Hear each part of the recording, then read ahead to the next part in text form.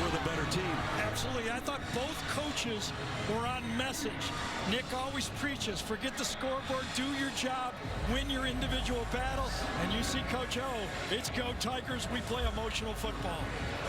84th meeting that goes back to 1895. It is perfect football weather in Tuscaloosa. LSU won the toss and deferred, so Alabama will get the football first, and that'll mean number 13 Tua Tagovailoa to take the field. There's the series history. You win this, you're usually going to the conference championship, and you win this, you're probably going to the college football playoff.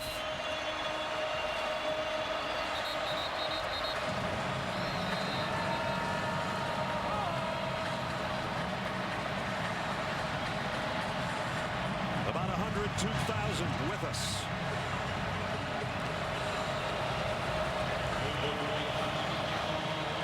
Football fans around the world circled November 9th on their calendar.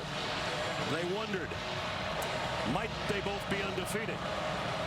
Would it be a top 5 matchup? They are. It is.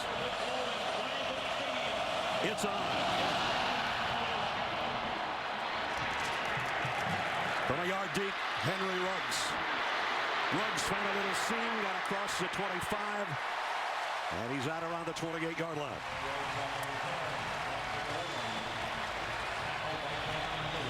Let's check our Chick-fil-A starting lineups.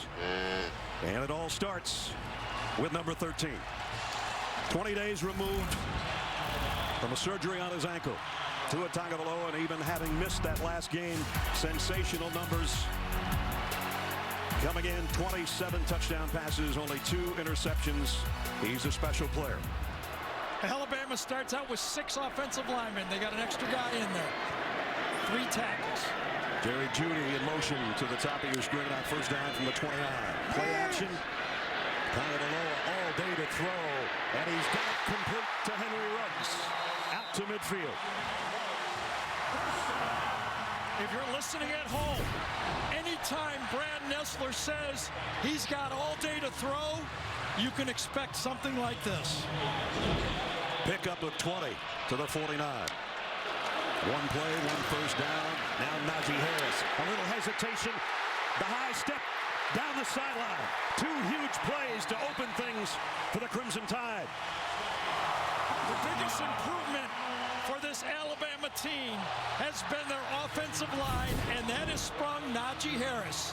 They're able to run the ball more efficiently since they've moved DeAndre Brown into that guard position and slid over Landon Dickerson, the transfer, into the center spot. 20 by air, 31 by ground, and already at the red zone. First and 10, Alabama at the LSU 20. Waddle in motion.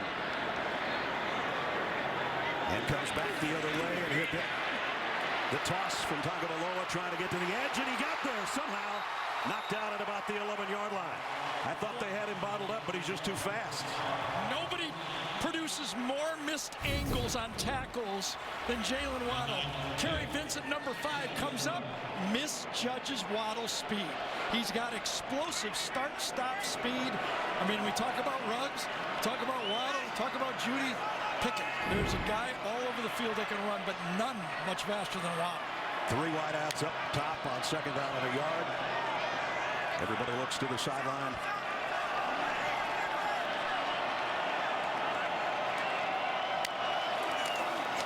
And now Najee Harris for the first down. And he got a couple extra.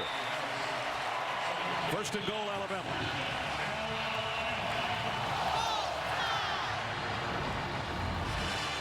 The rest of the Tide offense, since DeAndre Brown's in there at right guard, they've become a more physical running team. They didn't run that way this time.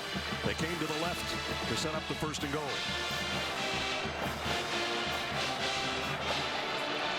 Billingsley, the tight end, in there on a slot to the right from the 8-yard line. There's a good hit, and no gain for Najee Harris that time, courtesy of Tyler Sheldon on the LSU defense. That looks like this. And Damone Clark in there as a replacement for Michael Divinity, who left the team for personal reasons this week. So he's got a bigger role. One of the mentions the Alabama coaches talked about, Steve Sarkisian said, we have to block number 72, and you already saw him make a play. Second and goal at the 8. Devontae Smith in motion. They fake it to him. Tagovailoa knocked down by Rashad Lawrence. And it'll be third and goal. Keep number 13 in the pocket. He's not going to want to get outside and do a lot of stuff. Lawrence, not the fastest of defensive ends, was able to keep Tua from getting outside and throw the dump pass. So everything was running smoothly until they come up with a third and goal at the 8. All 4 wide receivers in the game.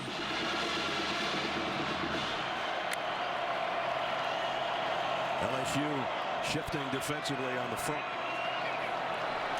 Will Aranda bring pressure and try to get Tua out of pitcher's mound? And something wasn't right. Najee Harris took was the play concerned. clock. Yeah, play clock went down to 1. They had to take a timeout. Don't want to waste an opportunity at the 8-yard line. Timeout, Alabama.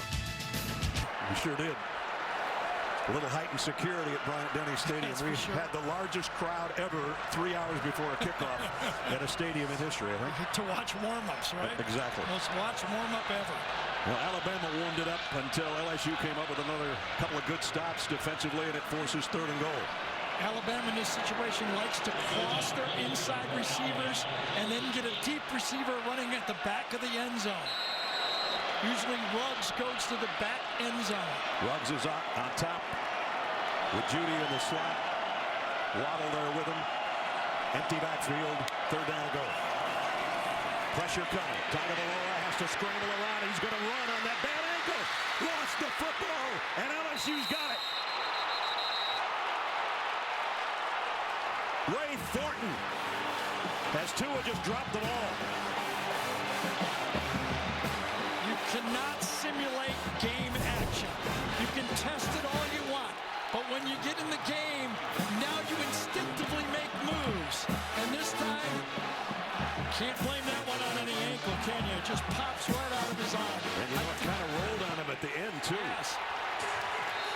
Right Absolutely. there. His right ankle got caught after he lost the ball. I thought he was trying to spin or something, but nothing.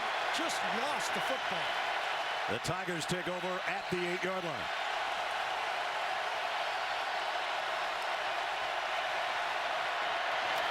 Edwards-Helaire, nice spin move and a good gain. All the way at about a yard shy of a first down on his opening run as we check the Chick-fil-A starting lineups for the LSU Tigers. And it starts with Joe Burrow right there. Great numbers, 30 touchdown passes on the year coming in. Edwards-Helaire to the right this time. Got to the corner, got the first down, and shoved down at a flag. Might be a personal foul, although there's a flag back at the 17 as well. Yeah, I don't know if it happened right at the end of the line. Was it Thaddeus Moss trying to get that outside reach block that he got called on, 81? There's fouls by each team during the play. Holding, number 81 of the offense. Personal foul, grasping the face mask, number 7 of the defense. These fouls offset, second down. We do good work. We each saw one. Yeah, we did. Yes, we different saw. flags. Exactly. There's one of them. That's the second one. Yep, that was Diggs right on the other, and the other one was right on the end of the line of scrimmage. So we'll go right back to second down and 1.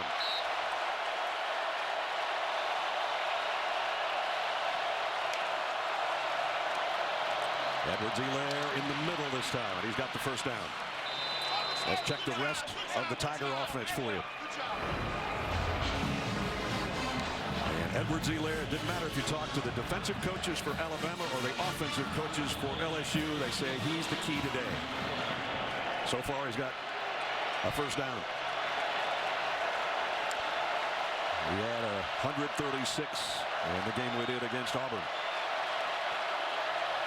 From the 19.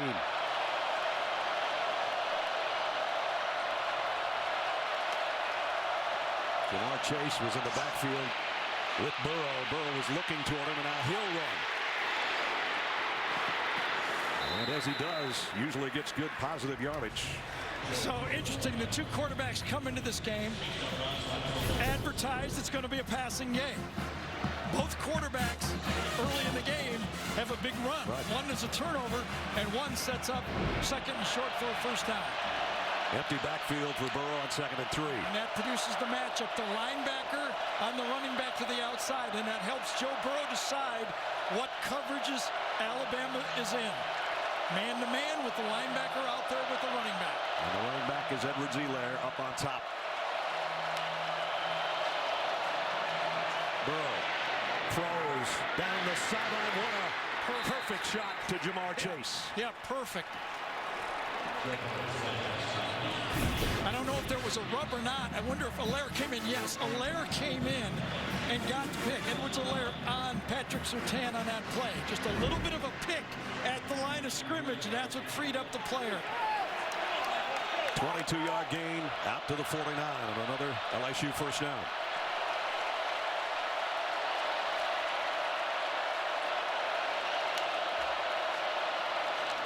Burrow steps up, deep middle, got his man again. It's Jefferson. 2/3 of every yard that LSU throws for is between the hashes. And again, down the middle of this Alabama defense, when you watch it, when you can throw, have the bravery of throwing inside, have the system, you can do it. Play fake to Edwards-Helaire. Burrow going for all of it. Caught. Touchdown, Jamar Chase.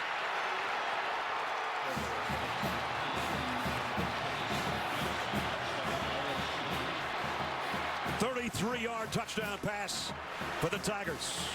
If you attack Alabama, you must be willing to attack their man-on-man coverage. Watch this. Could have been a back shoulder throw, but a great adjustment by Chase. Trayvon Diggs, no chance on that play.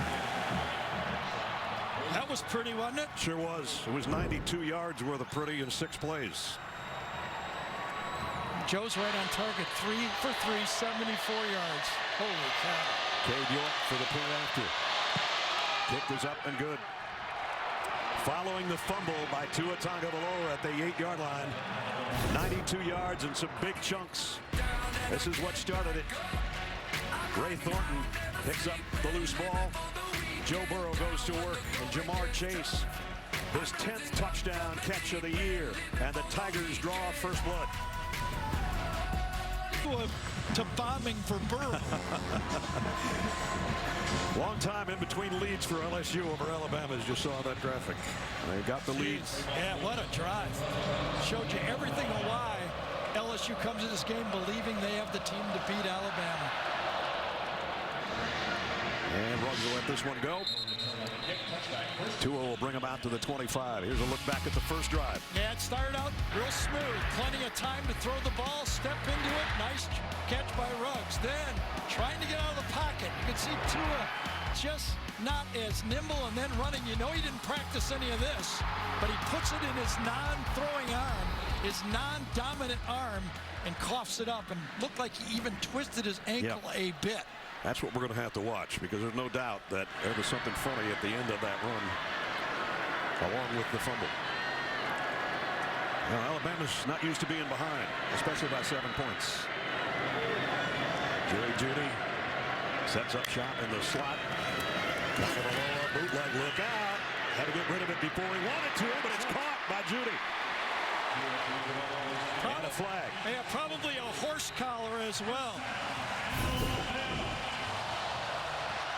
Good pressure inside. Brandon Fehoko puts pressure on Personal Tua. foul. Makes a great Horse throw. collar tackle. Number 3, defense. 15-yard penalty from the end of the run. Automatic first down. Jerry makes a great grab here, doesn't he? And that's right on his shoe tops. And then Jacoby Stevens makes a horse collar. Look at that route. There's no better route runner than Jerry Jeudy in college football. Took it right off his shoelaces. There's the penalty. And that's a tough matchup for LSU. Jacoby Stevens is a really good football player, kind of a safety linebacker type. He does not match up well for the speed receivers for Alabama. So first down at the LSU 45 for the Tide.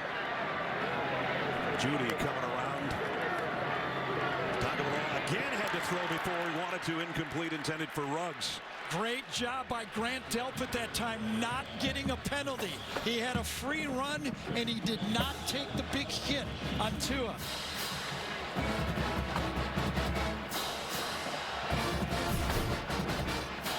Coming off the left side of the screen, watch him come up and then pull off.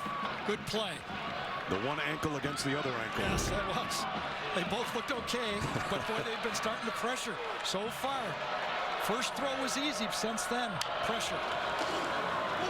This time back on the ground is Najee Harris, weaving his way down to around the 41.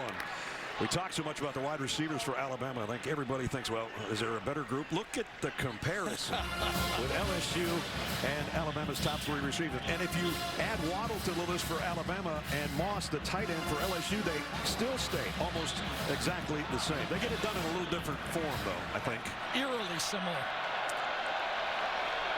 Alabama's receivers are big-time yard after catch guys, more so than LSU. Again, time of the low now. Trying to buy himself some time, and he is really having to wear that ankle out, That's Gary. right, and that is the game plan when we talked to Dave Aranda was we feel that every hit we give him in the first quarter will pay off in the fourth quarter. Make him run, make him move, make him do things he hasn't practiced in a while. They think it's going to pay off. We'll see. Even when Alabama practice and they go ones against ones, you don't have anybody hitting two of them. No, you don't. You and I got closer to two of them. That's the true. Defense was allowed to get there. Look at this, another mistake. And it's going to go down. The punter dropped. Pirine mishandled snap.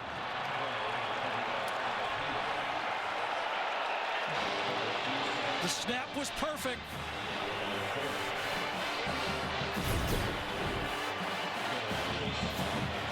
Right there, right in the face mask. And Wow. chance to get that one off. They've had issues with their punters this year. In this case, the punter's hands, not his foot, betrays him.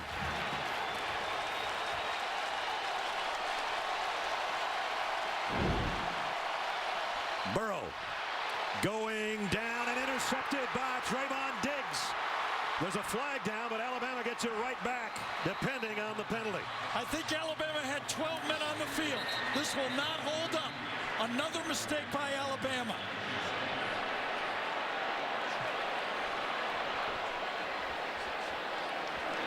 I think Alabama sent an extra player in right before it. Alabama has 11 players out there, but watch Rashawn Davis come running in. That's the 12th player. The ball is snapped quickly, and that's 12. Legal substitution on the defense. 12 players in the field at the snap. 5-yard penalty, previous spot, first down. Holy cow. That's three major mistakes for Alabama in this football game. And we're not even halfway through the quarter. 2 fumbles. They get an interception, and it goes away because of 12 men on the field. And it was a very big 12th man, Raekwon Davis. There was some confusion. LSU was ready to go all the way, and Alabama was not. Joe Burrow snapped it quick and got away with it. First down and 5 then at the 35 of Alabama. Edwards-Helaire puts his head down and got a couple. Just give you an example of the difference in the games.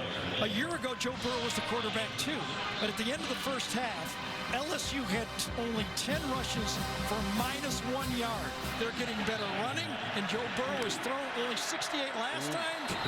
Boy, look at that. Terrell Lewis came flying in there like Superman, and the flag down. Burrow has already thrown for more in this first quarter than he did in the whole first half. It's amazing. Here's the call. Offside, contact in the neutral zone, number 24, the defense. The 5-yard penalty results in a first down.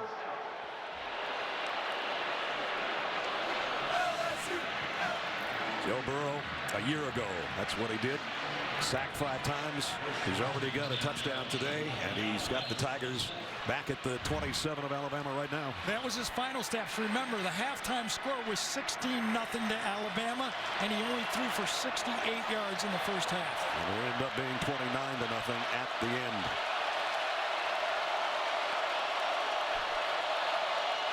And just outside the 27, a little flip to Justin Jefferson. Trying to find his blockers. Going to be run out at about the line of scrimmage, though. Second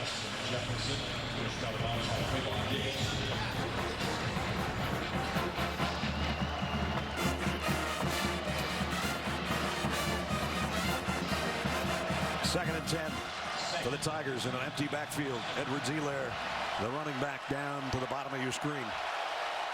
And the three wideouts, two wideouts and a tight end to the top. This is the change in the offense. These guys out here helps declare what the defensive is doing on the play. That's the Joe Brady wrinkle in this offense. Jennings gets some pressure, and he got all of it. Sacks Burrow.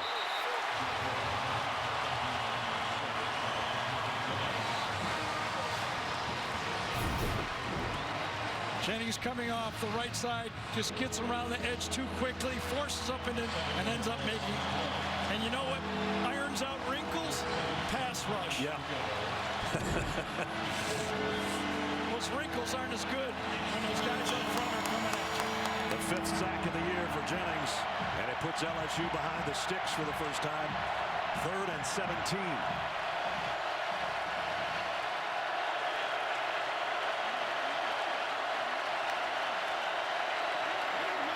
Burrow, four-man rush, getting close again. He runs it, though, and Burrow trying to stretch it out. He'll get to the 22, but well short of a first down. Yes, but well in range for a field goal. If he'd have gotten sacked in the backfield, I don't know they'd have been really stretching the field goal position. But Joe shows his athletic ability, makes the play. You don't have to be Michael Vick or Lamar Jackson. Just get us enough and get it in field goal range, and could have been called for face mask. Very close. Yep. But it sets up Cade York to try a 40-yard field goal, his long this year, 48. And to see his numbers 11 of 13. York to try to give LSU a 10-point lead. Does. Still a big stop for that Alabama defense. It could have got out of hand. After the fumbled punt, snap, a field goal more for LSU. They're up 10-0. After our game, which has LSU up 10. You go, when's the last time Alabama was trailing by 10 points? I remember. There you go. The last time they lost at home. And similarly, they were turnovers that jump-started that Ole Miss offense or team in all areas. Let's see if Alabama can settle down after this kickoff. And you know how I settled down? I settled down going to the slant game, the RPO game. Go back to what Tua does best. Avery Atkins to kick. And they'll start at the 25-yard line again. And there have been some miscues, some major ones for the Tide today. Yeah, and the two of them really unforced. By Tua puts it into his non-dominant hand, loses it, and then you never think this is going to happen. A perfect snap to the punter, and then a substitution mistake, a quick snap, and on an interception to the outside, it ends up being an opportunity for LSU to kick a field goal.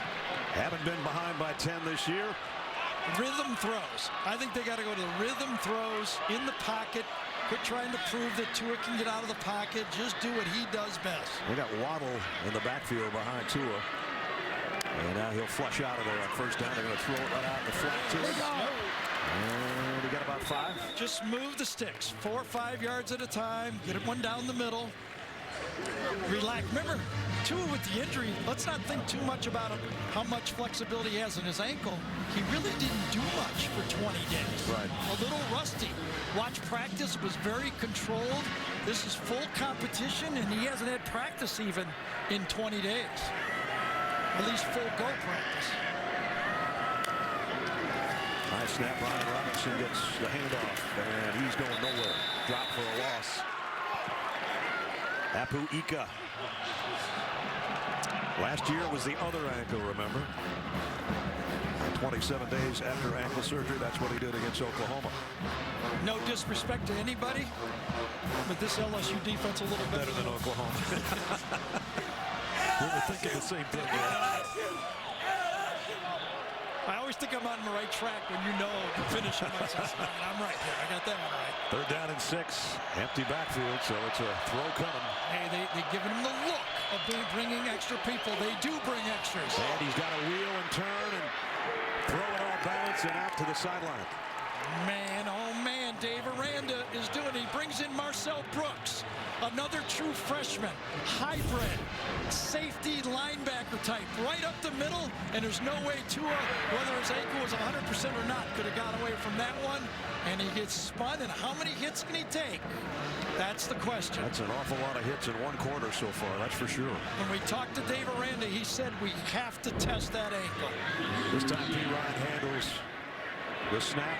The kick will chase Stingley back to the 20. Derek Stingley, he is really dangerous if you give him a little room, but they'll bring it down after about a 9-yard punt return. What a start for LSU. The Tide wobbling here at the 3.5-minute mark of the first quarter. Tigers back on offense when we come back. At Tua's recovery timeline, since this injury used to be considered a 3 to 6 month recovery. Guys, he keeps taking these hits. Trainers are checking with him after every series. He keeps waving them off. Boy, Jamie did so much research on that ankle thing. We thought she could perform the surgery on us. Yes. Back out offense for the Tigers with a 10-point cushion at their own 28-yard line.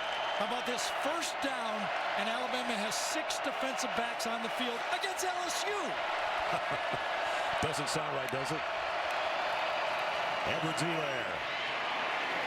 And that's a big story. If they could stop the run with 6 DBs, wow.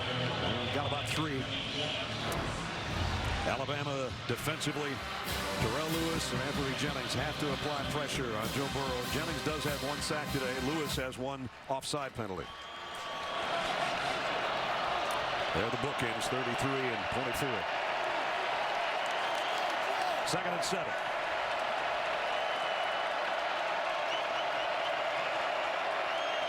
Thaddeus Moss, the tight end, is the extra receiver down to the bottom of your screen.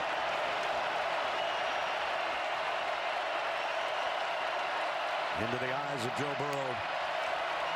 And into the eyes of the Alabama defense. Down he goes again. Anthony Jennings again. If you're going to throw at the defender's feet, you got to get him. Sadiq Charles, watch him throw and miss the block. Throws and whiffs. That's called a shoe duster. Jennings is going to get dusting the quarterback because of the shoe duster block. 2 sacks today, 6 for the year. And again, it puts a little pressure on LSU offensively. It was 3rd and 17 after the last sack. 3rd and 16 this time. Burrow going to throw to Edwards-Helaire, looking for blockers. And he'll be brought down from behind by Raekwon Davis. Nice hustle. No, it was Barmore. I beg your pardon. You know, the 2 quarterbacks grab a lot of ink, and they deserve it. But there are a lot of NFL players on both of these defenses out there. Tell you, if you want to see some man-to-man coverage, watch Stingley and Fulton, number 1 and number 24 for LSU. Diggs and Surtain for Alabama. And Rosenberg's punt goes back to the 23. Wow. I don't know how Waddle got away from that whiplash. And now he's coming the other way. Jalen Waddle across midfield. He's got a convoy.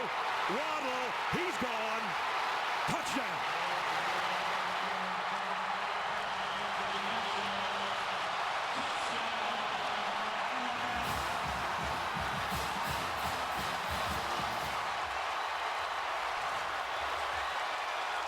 The top punt returner in the nation just showed you why. 77 yards. And LSU has allowed the 3rd fewest returns in all of college football. Gracie McGrath had a shot at him, but once number 17 gets the corner, it's all over. Jalen Waddle averaging 21 yards a punt return, the best in the country. It just went up, the average. Just for sure. Bolibus' extra point is good. Don't have to talk about lengthy drives. Sometimes it just takes a special talent. Should have been a face mask as well. Jalen Waddle, 77 yards, almost coast to coast. Just like that in one play. Alabama right back in the thick of things on their home field.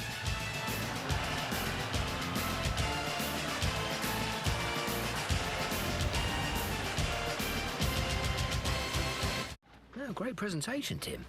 Could you email me the part about Geico, making it easy to switch and save hundreds? Oh, yeah, sure.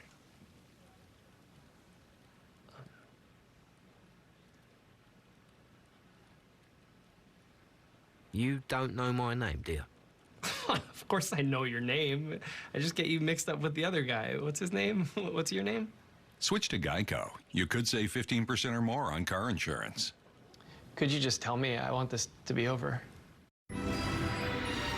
What treasure lies before us? Order whenever you're ready, sir. Oh, all right. The Smokehouse Cheddar Barbecue and Southwest Chipotle Filet Sandwich Meals. Only at Zaxby's. See Jumanji: The Next Level only in theaters.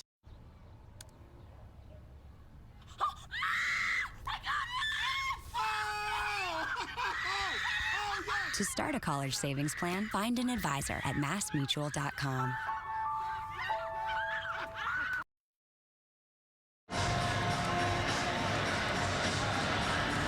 Back at Bryant-Denny Stadium that erupted a couple of minutes ago, courtesy of Jalen Waddle on a 77-yard punt return. Bullavis to kick. Clyde Edwards-Helaire from the 6-yard line. Little stutter step, spin move, got out near the 25 before he stood up. Ness, a lot happened here. This punt was designed to go right. Look where the Alabama players are. They're to the right side of the field. But because Jalen Waddle gets spun off the face mask, he instinctively goes the way he was spun. That creates the open space, and Adler produces the touchdown. Was going the wrong way on a one-way. He was. But he found the right way, didn't he? But it was wide open. Tigers from the 25. Their lead cut to 3 here late in the first quarter. Burrow, quick toss out to Moss, the tight end. Bounced out at about the 30-yard line.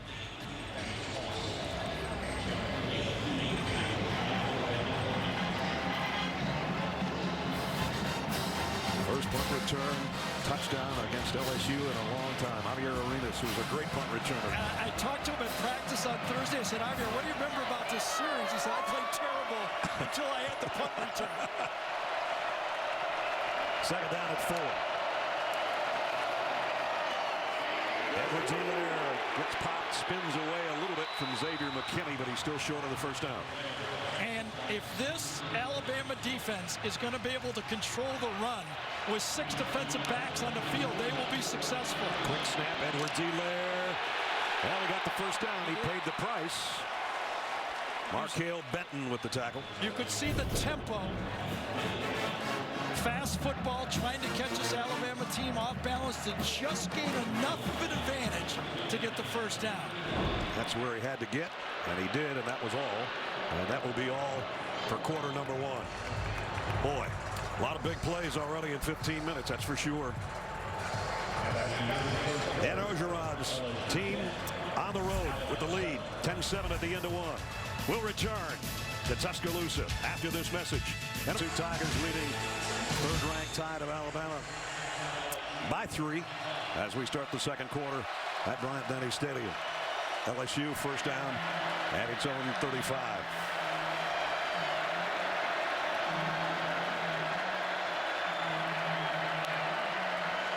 Extra rusher coming. Burrow pressured. Got away from it. Got it out to Edwards-Helaire in the flat. And number 22, there he is, making a play again. Another first down. We welcome you back to the booth. Brad Nessler, Gary Danielson, Jamie's down on the field. You know, LSU's doing their LSU thing, Gary, but this doesn't look good for Alabama the way they've been playing so far. No, that's true. You know, I thought coming into the game, one of the advantages LSU had is they're more battle-tested, playing against the big teams. The longer the game goes, it looks like Alabama's starting to get used to the pace that LSU's playing in this game. But, you know, Joe Burrow is just so darn good. And that delivery was perfect. He fakes the toss to Jefferson and goes right back to Justin Jefferson. And Jefferson, great move on McKinney.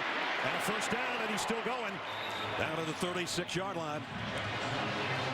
The Alabama defense is one of the top defenses in the country with yards after catch. They do not miss tackles in space. But look at this. This is up This is better athletes than they've been facing. Face better athletes, you miss more tackles. First down at the Alabama 37. Play fake. Burrow steps up, and now he's going to run with it. And runs into one of his own guys, but still got it near the 30-yard line. I guess Edward Zeeler made the tackle.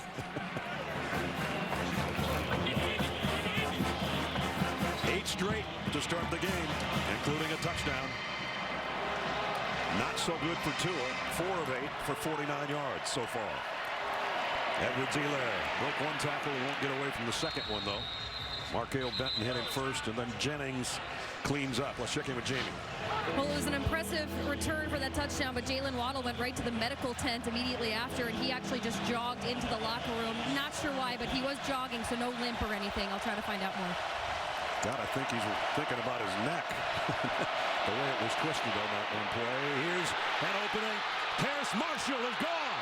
Touchdown, LSU. He was wide open. Well, unbelievably open. You thought it took about a busted coverage. Not only was it busted once, it's busted twice. 2 players wide open for LSU. Watch here and here, both of them. Alabama completely busts. Moss is wide open. Marshall's wide open. Holy cow. Marshall had time to put his left hand up and say, Joe, I'm right here. Throw it to me. I mean, you see busts once in a while, but 2 like that, embarrassing for this Alabama defense. Cade York for the point after. Blocked. Might have been McKinney. First positive thing maybe other than the punt return for Alabama to block the extra point. McKinney skips right through. You always have to force the inside block first if you're the wingman. He almost beat the snap He there. did. So McKinney blocks the point but doesn't block a touchdown. Wide open Terrace Marshall, his 8th score of the year. It's 16-7 LSU to the second quarter. And the first quarterback against Alabama with 2 or more touchdown passes. And he's got 2 and 32 for the year. Does anybody look calmer than that guy? I was going to say. He's been almost perfect. Our aerial coverage is sponsored by State Farm. As you're looking at Bryant-Denny Stadium, Sun Splash November 9th here in Alabama. And 102,000 with us, including the President of the United States. Alabama takes the field on offense. We'll see if they can get something going. Partner, you're a hard grader. Burrow's 9 for 9. I said almost perfect. Sorry, I meant perfect. Boy, are you a hard grader. I'm sure Joe's got some flaws somewhere. Glad I'm not your teacher, right? Glad I didn't play for you. First down at the 25. Play action.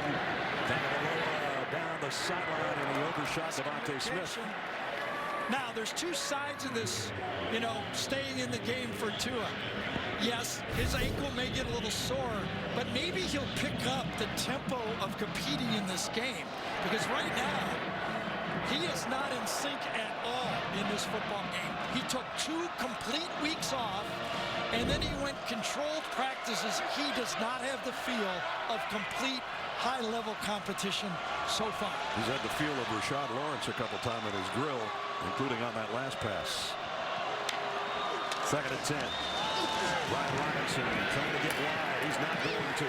Drop for a loss of 4. Caleb on chase out. And Stevens over there to make the play. Well, this back 8 for LSU is versatile, and they're interchangeable.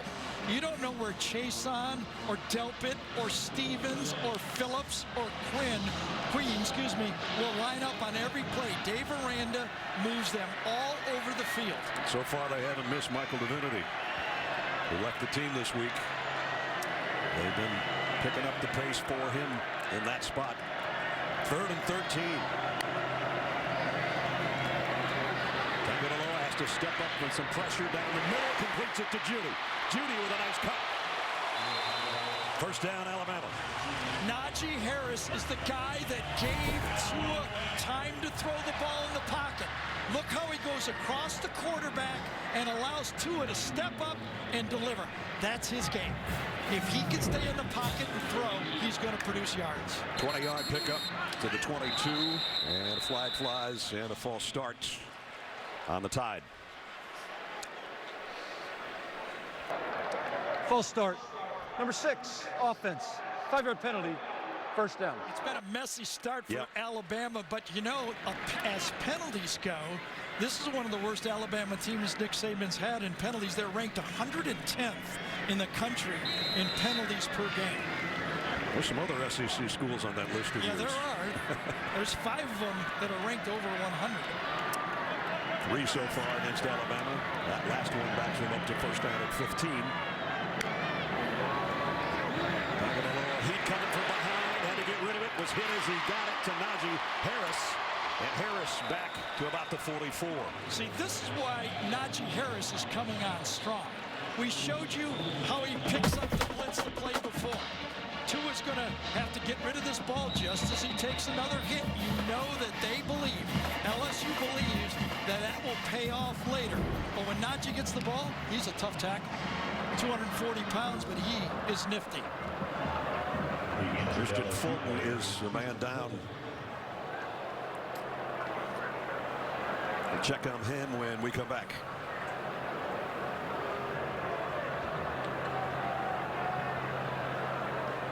The half. You know, sometimes not just sprained ankles by quarterbacks, but Grant Delpit's coming off an ankle. He hasn't practiced much either. Talked about it in the open that LSU does not want him in one-on-one situations. Slade Bolden in the backfield with Tagovailoa. They're going to throw it. A quick one to Dante Smith. Going to bring up third down.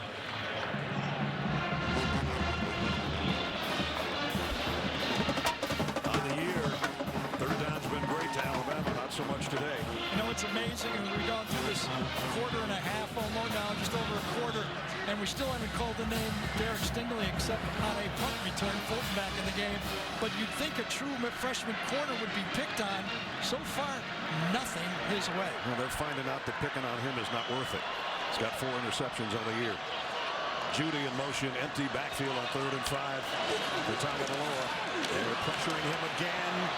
Now he has to scramble around. He's going to try to run and slide. Oh, that was an ugly slide, too. Did he get the first down? And it's going to be short. It's where you start the slide, not where you end up. Remember, all week they've been telling Tua, get what you can, then go down. Don't take chances. So he slides and actually gets his right foot stuck in the defender. Nope, never hit his foot. Slide, but he's short. They're going to go for it, it looks like. 4th and a yard.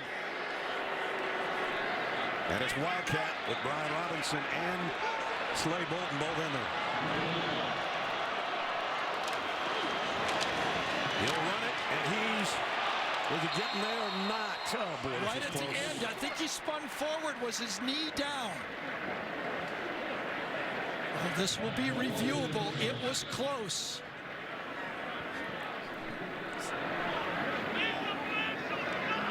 They're going to measure.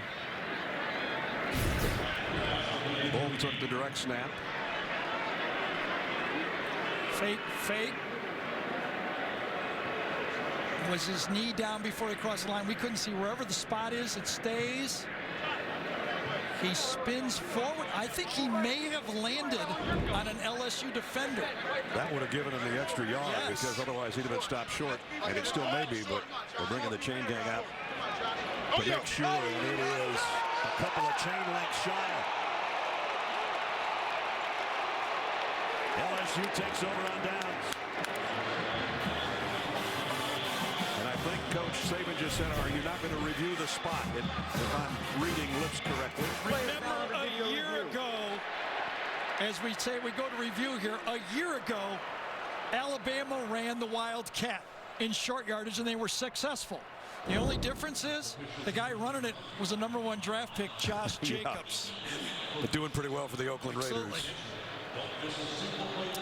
So the play indeed is under review. It's going to be really hard to move a ball 2 or 3 inches, it seems to me. It's going to be inconclusive. how can anybody tell whether the ball went 3 inches further or 3 inches back? I think they're going to have to go with the call on the field. This seems like the best look that we have. Gene Steratore, our rules official. Gene, what do you think? When the player's right elbow hits the ground is when I have him officially down. So it is going to be where that football is when that right elbow lands. I don't disagree with what Gary's saying about it's very difficult to move this, but I'm sure they're going to look at every angle they can to see where that football is when his right elbow makes contact with the ground. Yes, when his right elbow comes down. Thanks, Gene. Good catch right there. After video review, the ruling on the field that the runner was stopped short of the line to gain stands. First down, LSU.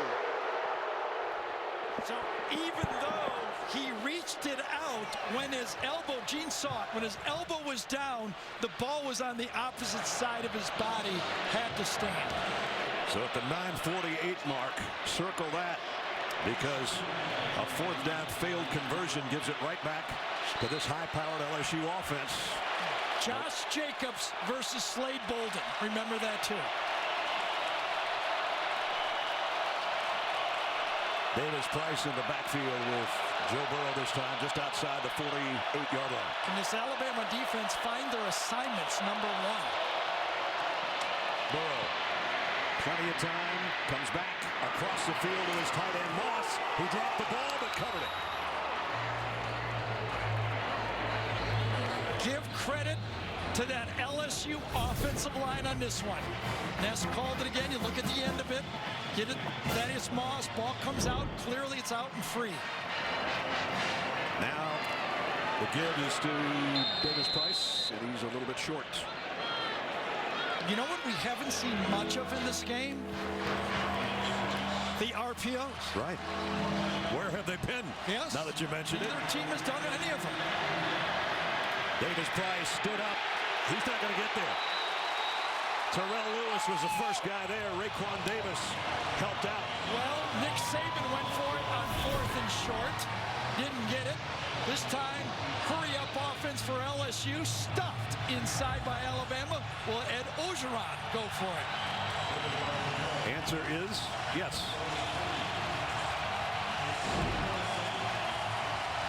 Told his team all week, we've got the better team. We're bringing our guns loaded. We're better at every position. Here's another fourth down, this time for the Tigers.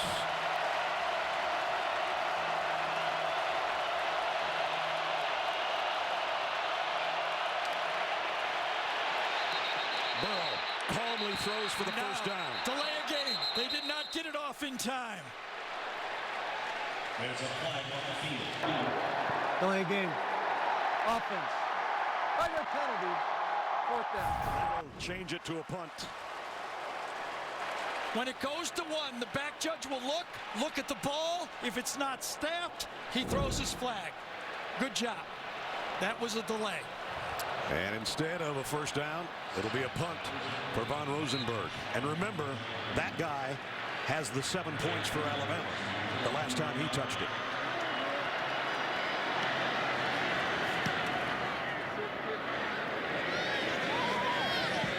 Lets it go, and it bounces out of bounds around the 10, right at the 10. 8 minutes, 3 seconds remaining in the first half. And Tua Tagovailoa and the Alabama offense get in gear. We'll see. Have been forcing Tua out of the pocket, coming from different angles. Dave Aranda, the high-paid defensive coordinator for this LSU defense, has forced plays that Tua does not want to do like that. You say Dave's earning his money so far? Yes, so far he is. Listen, he pulls out a win here with a good defensive game, holding Tua to 79 yards passing in the second quarter. Pretty good job. From the 10. And false start. Man. Boy, this. False start. Number 70. Offense. 5-yard penalty. First down. The first word that comes to mind for Alabama, mistakes. Yeah, and sloppy. Let's take a look and test your knowledge with today's Aflac Trivia question. Which Alabama and LSU quarterbacks have the highest finish in the Heisman voting? Of course, we got 2 Heisman candidates here today. We know that. And we might have given you half the answer, but we'll have the rest of the answer for you a little later on.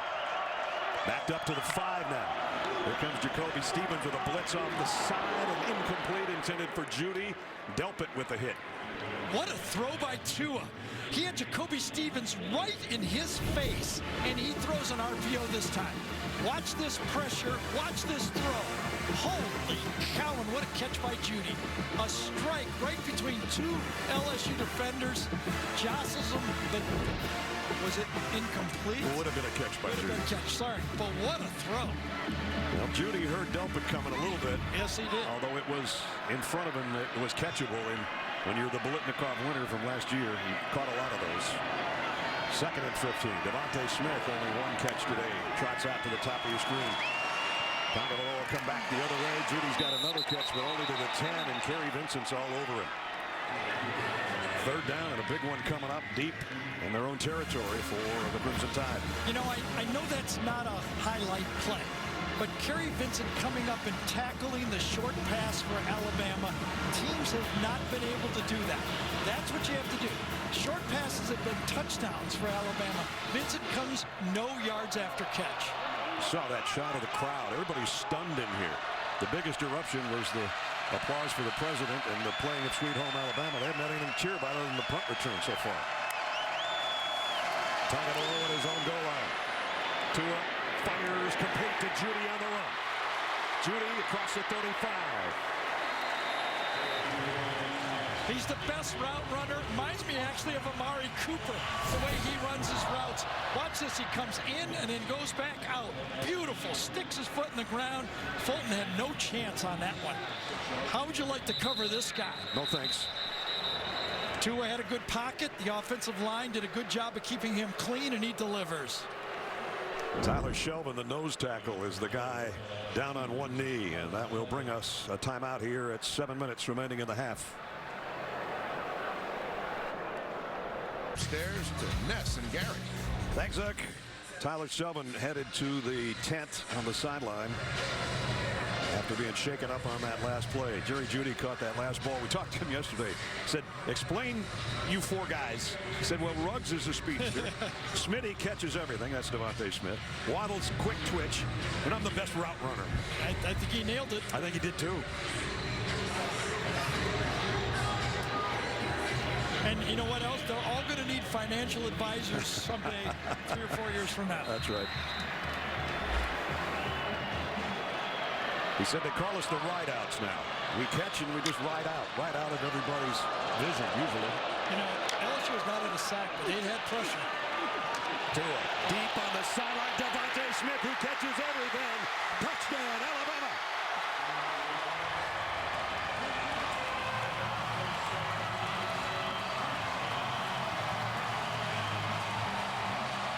"64 yards to number 6.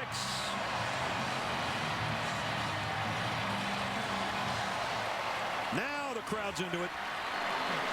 Derek Stingley wasn't even looking at his receiver. He got caught flat-footed. I don't know if someone on the sideline was giving him some instruction, but Devontae Smith was by him before he turned around and saw him on the play. What a mental mistake. Joseph Bullivus for the point after. And he missed it. Right in the long tradition of LSU Alabama football, right? Nick Saban said we always hold our breath when it's time to kick the football. Still just a 3-point difference, though. 4 plays, 90 yards, 64 of us. 64 to Devontae Smith for the score, and it's 16-13.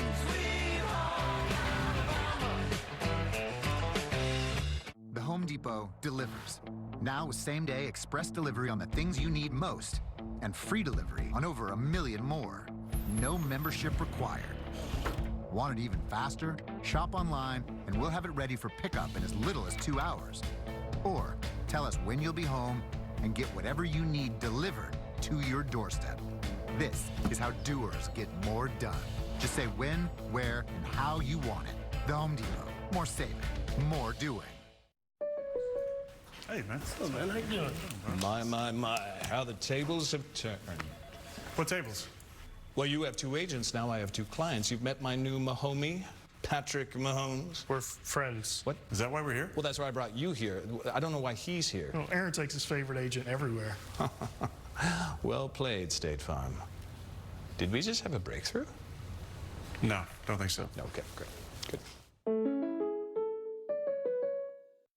He's totally team first. More like me first. We'll all go to the White House. Tired of all the nonsense? Stream CBS Sports HQ. Your free, always on Sports News Network. Devontae Smith's 10th touchdown catch of the year has cut the deficit to a field goal. Bulovas, who missed the extra point with the kickoff. And a fair catch taken by Edwards-Helaire at the 4-yard line, so LSU will start at the 25 as we take you back to the touchdown. I think the LSU bench was changing up the defense. Watch Stingley and other LSU players look to the bench when the ball snapped, and it's over.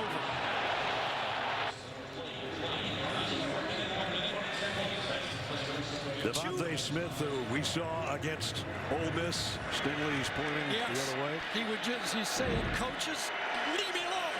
Right there is what he's saying.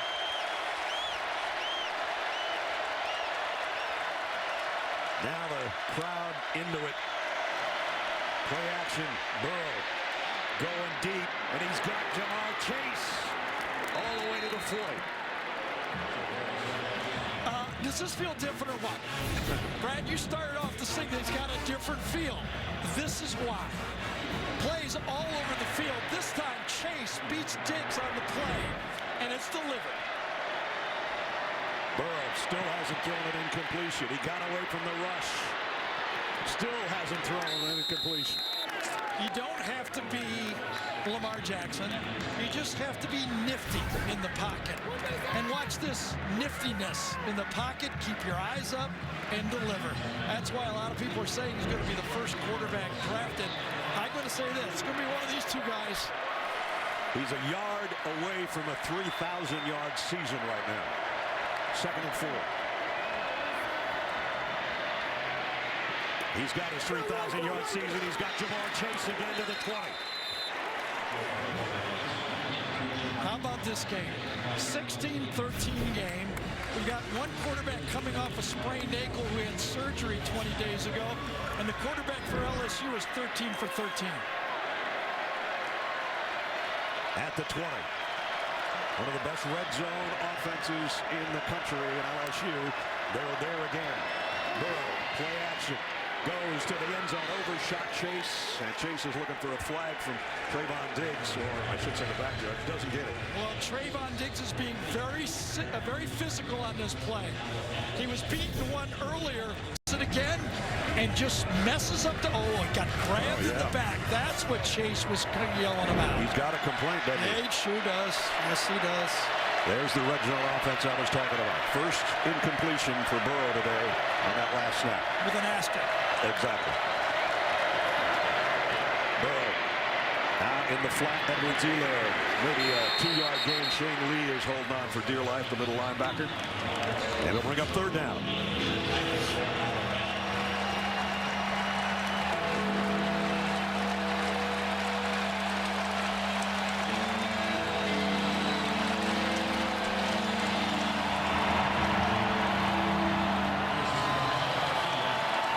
Illegal substitution penalty, I think.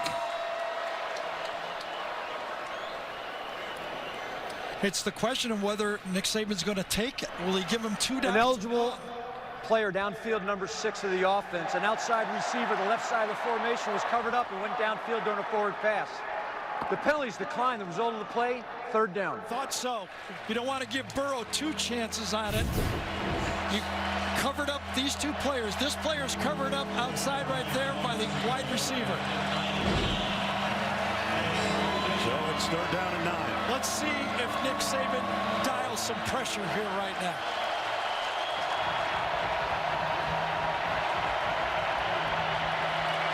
From the 19, empty backfield.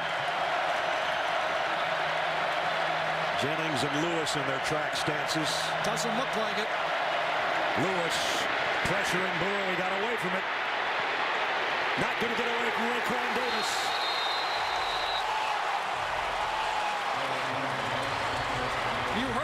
from Nessler. Terrell Lewis got the pressure, force. Watch him come. Oh, he got a great start off the line of scrimmage. No way Douglas could handle him on a play. He just won that one at the snap. And it made the field goal attempt much more difficult after Joe Burrow took that on the sideline. It just feels like field goals are wins in this game, doesn't it? The way they can score so fast, these offenses. Cade York hit from 40 earlier. This is from 45.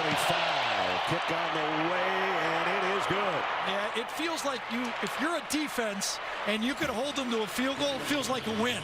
Really does. That's what Alabama is thinking. And on the other side, LSU is saying, hey, we just went up by 3 more points.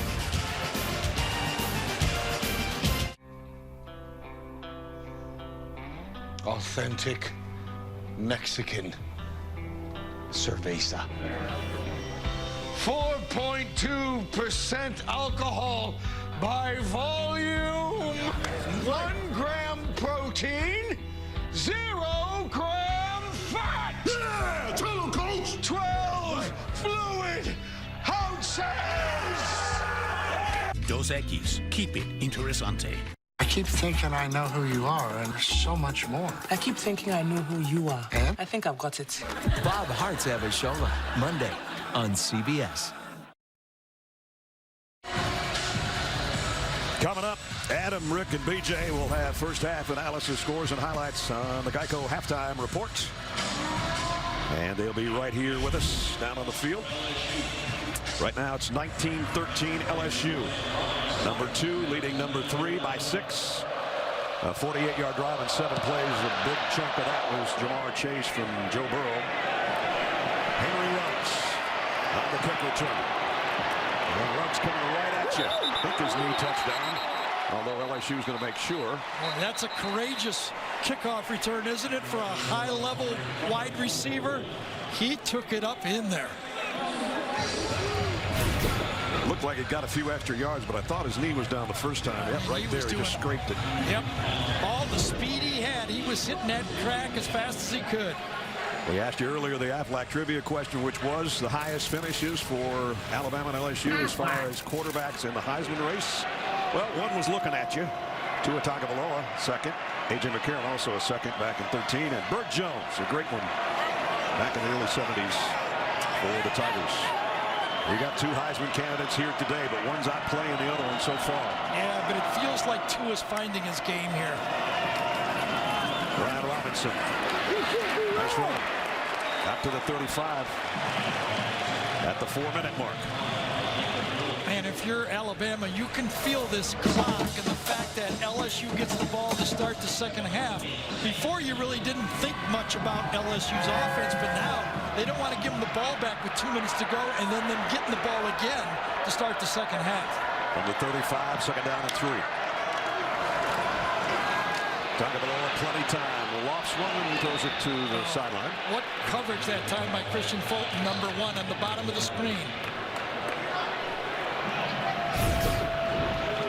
If you know what to expect, ball, look at that. One-on-one, get him to the outside, play physical, stay in front of him. That is some great coverage. Tua knew it. He just sailed it to the sideline. Really highly rated football player Christian Fulton is. And then this freshman sensation Stingley on the other side. 2 pretty good corners. Like they always seem to have. Got 4 of them in this game. Devontae Smith joins the Alabama backfield on a throwback catch from Tagovailoa, and a nice tackle by Calebon Chasen. Well, Calebon Chasen did his job. He's going to drop out to the outside and read the play, come up athletically, make the tackle one-on-one against a wide receiver. That's a defensive end outside linebacker. What do you say, 250-some pounds, making that play. Wearing that special number 18 jersey that you just don't get unless you're something special. So here's what I'm talking about. Get a 3 and out there. LSU gets the ball back and then get the ball to start the second half. P. Ryan the punt. Derek Stingley back deep for LSU. LSU's got their whole defense out there playing it safe. Can't jump off sides, number 1. Delay game. Offense. 5-yard penalty. 4th down. So delay game. They'll back it up to punt again. Every family has a little drama, a lot of love and a few laughs. Spent a half an hour with the Coopers on a new Young Sheldon Thursday at 8, 7 Central on CBS.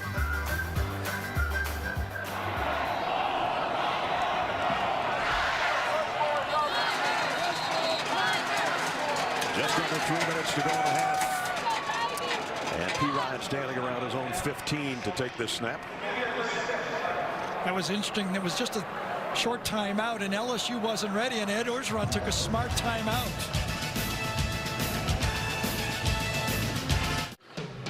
There is someone walking behind you. Turn around. Look at me. There is someone. Look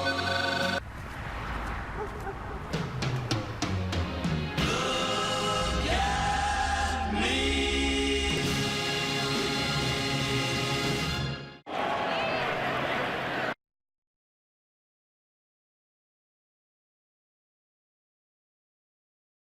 The third, and LSU will have it back at around the 38-yard line. Joe Burrow, what a day so far in the first half. Yeah, and not only the way he's moving this offense, but his defense is believing in it. Everybody's believing in it. He was on target. The only one really he missed in this whole game was a kind of a hold on the back of the receiver. He has been playing. You know what? When you're almost an 80% passer on the year and you're having a hot day, that means you're really throwing it. First down at the 39. Burrow quarterback draw. Almost got face masked, and he got all the way out to a first down. We have seen him do this now for 2 years. He is not afraid to stick his nose in there. He ain't afraid of anything, anybody, any team, any field. Full-out competitor. You know, I just keep thinking, you know, there's some great athletes in there. I'm thinking about that 9-6 game and watching this great offense. Shockingly different. Shockingly different. From 8 years ago. Play action. Burrow loads it. Now he'll run with it again. And Joe's got another first down and more. All the way to the 31-yard line. And you see the toughness and the fire in Joe Burrow. And the athletic skills. I mean, this isn't a, you know, a 5'1", 40 guy. This is a, you know, 4'7", 4'8" guy. What a package he brings in this game. 19-yard pickup. Another first down, and he comes up firing, this time too high for Jamar Chase. What a battle out there. Chase on Diggs again. End of this play. No sliding on this one. Gets up and then goes hurry up. I saw him this summer at the Manning Passing Academy. I said, have you learned how to slide yet? He looked at me and didn't even smile and said, I don't slide. Yes. I don't do no stinking slides. I just thinking, what did that 211 receivers, Reuben Randall, Jarvis Landry, and Odell Beckham think about this game right now? Yeah. They were the receivers in the 9-6 game. Burrow down the middle. Strike again to Jefferson. First down at the 18. It's not just receivers. Give all the credit in the world to Joe Burrow, but it's the package. It's everything. Commitment to changing a pro-style offense. Everybody on the same page. It's just all working right now. A minute and a half to go in the half. Tigers on the drive again.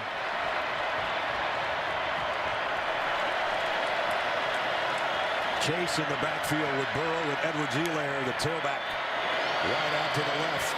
Burrow throws corner. What a catch by Moss. Was he in? That looked like his daddy. Holy cow. Well, it's a perfect throw.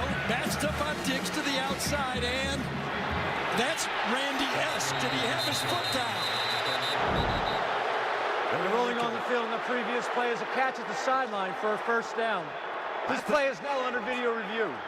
I think maybe his left foot was out of bounds when he caught it, but I'm not sure. We'll see. I thought Raquan Davis might have even... Oh, yes, it's out before he catches it. Yes. He actually lifts it back into play. Before he catches it. Great shot on this play. Out and then back in. What a pylon cap shot that is. Gene Steratore, what do you think? What we're looking at is if that left foot can get down and reestablish himself in bounds again, or 1 foot, even though he was out, if he reestablishes, it will be a catch. That's what they're looking at right now. Again, it's right in front of you. Was he pushed out, though? I thought, Gene, that if he goes out on his own, he could not do this. Does he pushed out on the play? So long as he comes back in and reestablishes, Gary, even though he would be free of foul, he would be okay. And well, that is actually a good question, Gary, because if he's not pushed out legally, right? Excuse me, he would be illegally touching the football first to touch. Do you think so there's he a push? is coming back in bounds? I don't know, because we don't have a foul on the play. Yeah. So even if it's contact, he's not fouled by being out. I don't think this is going to. So they will come back and go incomplete. Yes, I think so. That's a great point. Again, pylon cam. There's the toe down, the retouch. I tell you, that's pretty acrobatic, no matter what the outcome. No matter what, but a win for the Alabama defense. I'm not even so sure that, I don't know if I've ever said this, if LSU wanted to score that fast. Still 1:11 to go. Exactly. They want to slow down and score. I can't even believe I'm saying that.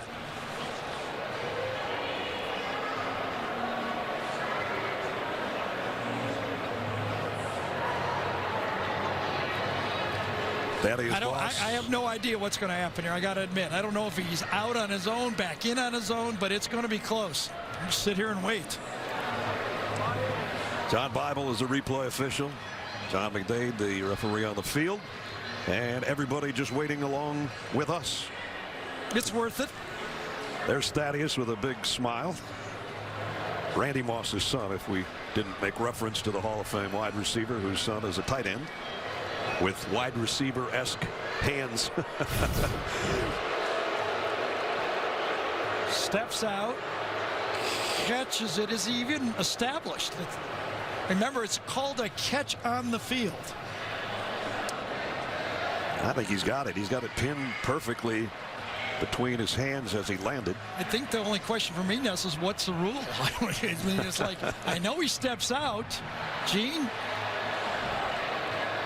I don't know if he even got they that. They just have to come back with it. If it's illegal touching, which is him being out of bounds on his own, coming back in and being first to touch a forward pass, it's going to be an incompletion as well, a loss of down. Thank you. I think that's why they're writing right now. So in one way or the other, it's going to end up an incompletion by the After way video review, the ruling on the field of the catch for a first down is confirmed.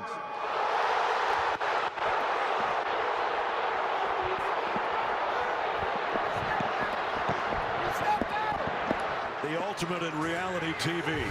Yes, it is. College football. This replay stuff is tough, I'll tell you. Gene, safe to say, that's not the call you would have made. At this point, I would have to agree with you on that, Gary, but I am digging in this book as deeply as I can go right now. Well, LSU's dug as far into Alabama territory as they can go. It's in about the 1 foot line, first and goal. Edwards-Helaire, not that time. Might have lost a little bit.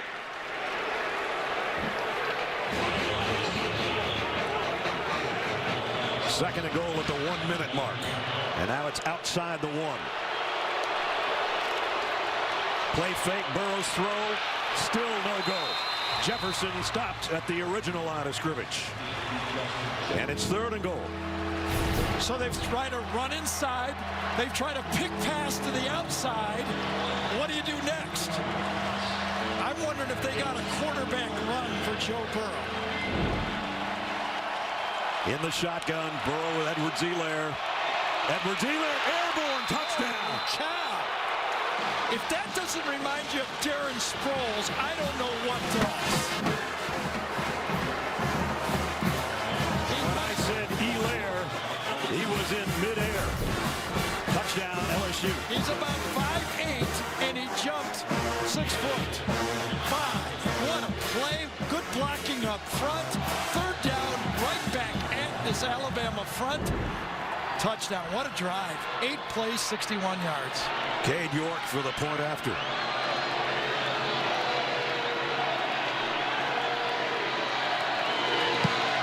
And LSU has doubled up on Alabama.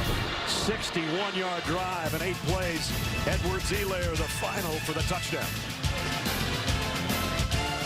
I'm a tailgater tailgating to get to my tailgate. Now, it might not get me there any faster, but hey, it gets me ready for football. Let's tailgate. I can't go anywhere. But you're so busy watching me tailgate that you don't see the one in front of you.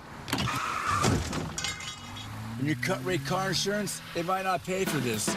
So get Allstate and be better protected from mayhem. Like me.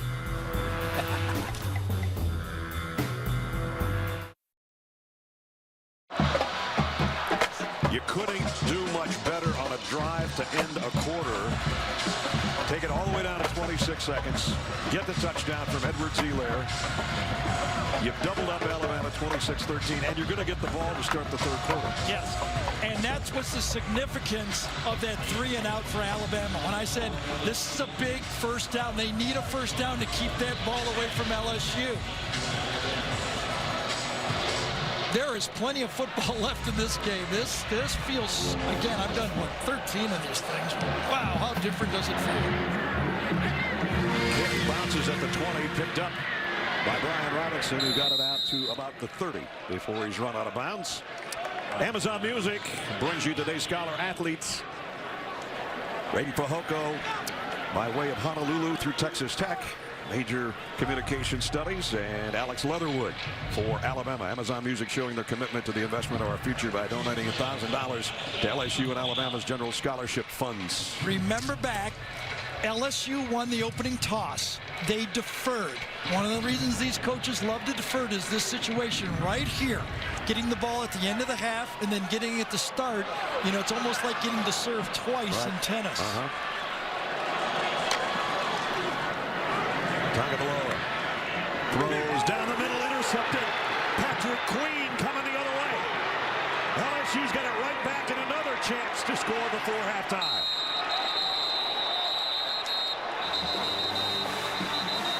Patrick Queen, an inside linebacker. Red to his eyes on this one. Starts right here and it gets into the way of the throw. Watch him read the eyes. Follows it. He's in on the square in. What a nice job of zone coverage by the inside linebacker. Tagovailoa, only his 3rd interception of the year.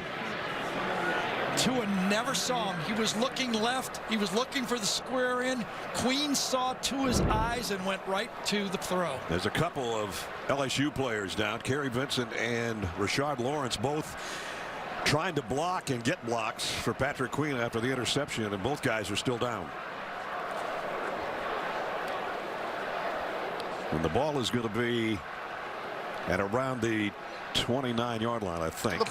The ruling on the field is an interception. Possession maintained by the defense. After the play was over, personal foul and unnecessary roughness, number 69 of the passing team. This penalty will place the ball half the distance to the goal line with a first down. Wow. You could see the LSU players upset with Landon Dickerson. They thought it was a cheap shot or something. You could see the commotion after the play. Oh, yeah, shot right. There. Coming from the back end. That is a cheap shot. One that he could conceivably hurt his team. It's unbelievable. A free half the distance, 15-yard dumb penalty. Dumb and costly. Yes. And now there's 11 seconds left. LSU's got 2 timeouts. And they're right back in the hunt for another touchdown, not just a field goal. Well, I think you can get off 2 quick throws. Remember, you only need 1 second for the last play. Boy, that's about as cheap a shot as I've seen in a while. Not going to make that guy happy. I know that. Doesn't matter where he throws it, he's got timeouts. From the 13, Edwards-Helaire trots back to join Burrow in the backfield. Looking for more points before halftime for the Tigers.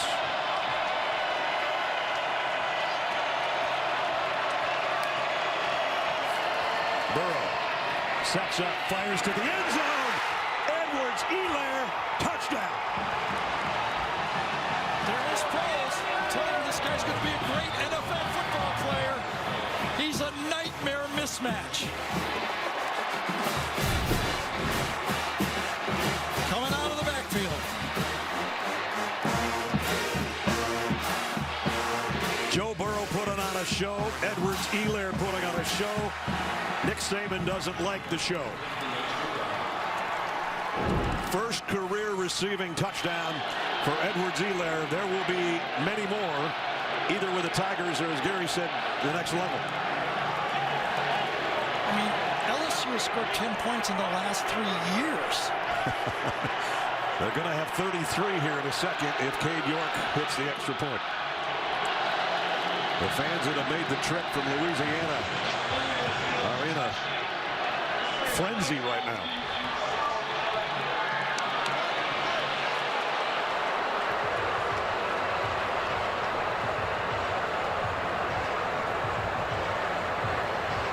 What's under review, we understand from the truck, is a possible targeting hit on Joe Burrow. Took a shot to the left shoulder from Barmore. I thought he caught him on the shoulder. I sort of did too, but I actually do not think that is targeting. Lowers his helmet. The result of the play is touchdown. After video review, there is no targeting. Yeah, I think it's a good no call. Good call. Or lack of, right. I mean, I actually think that's a young player who got called for targeting earlier this year that has learned and did it the right way.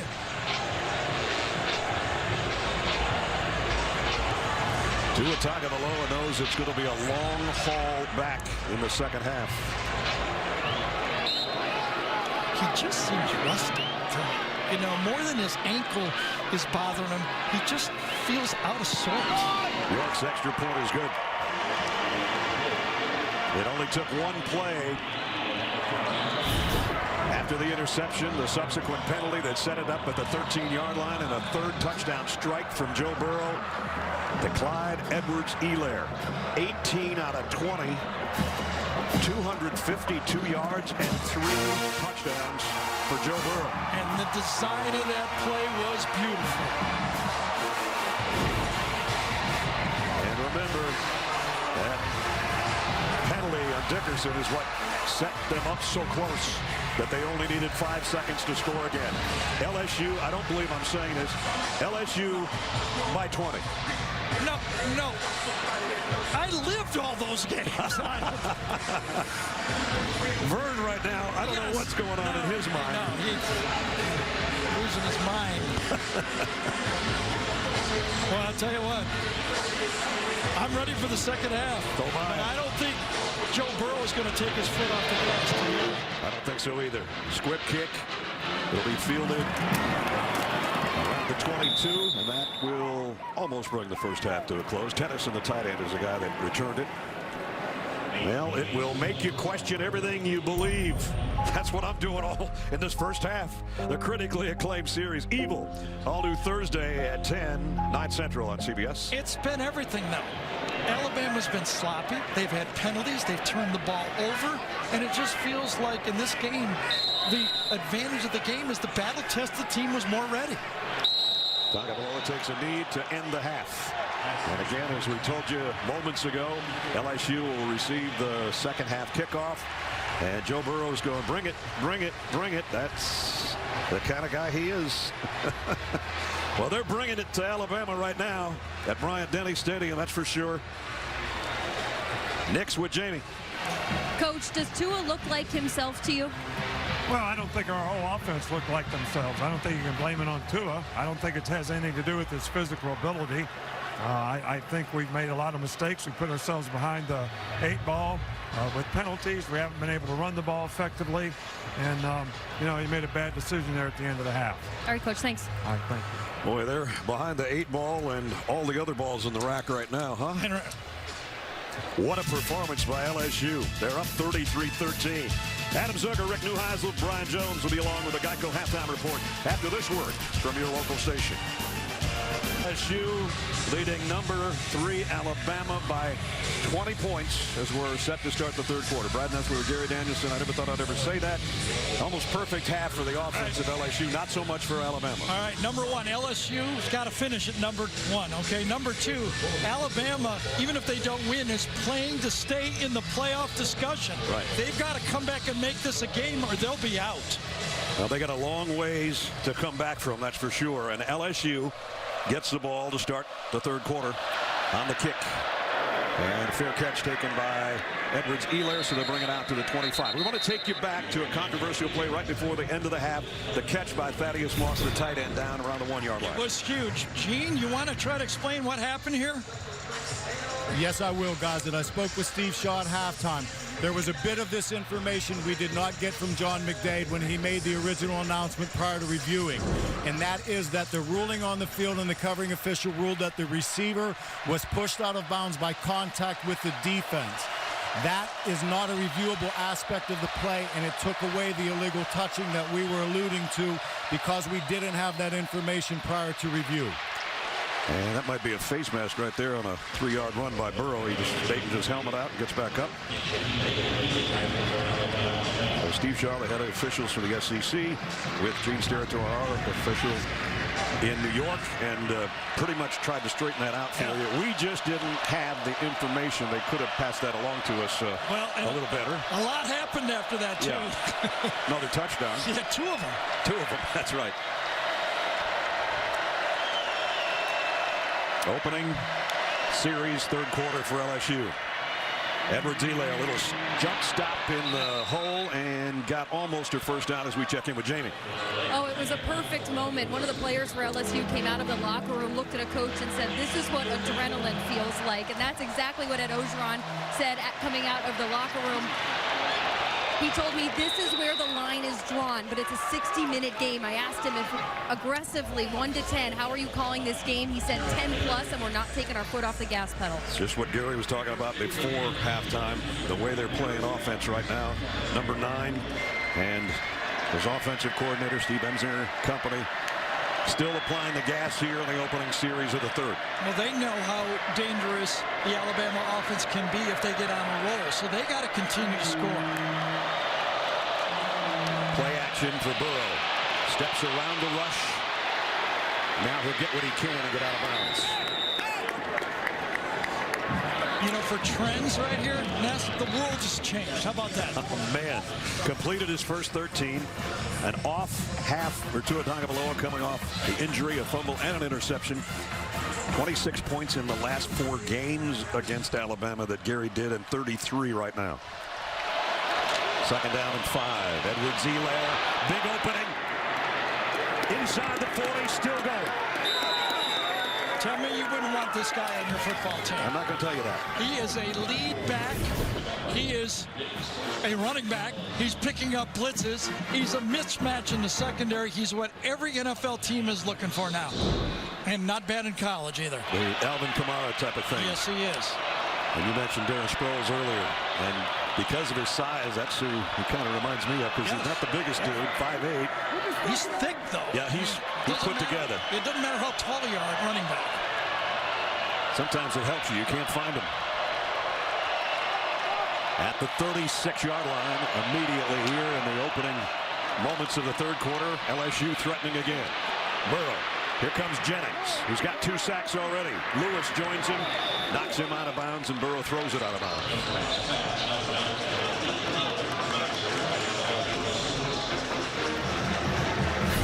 Those are the 2 guys we highlighted on the defense for Alabama to have to bring the heat to number 9, and they did, combining on that one,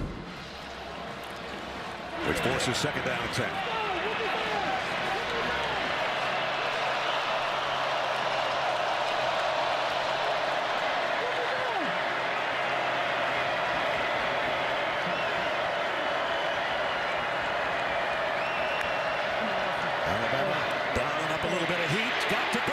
Intercepted by Lewis.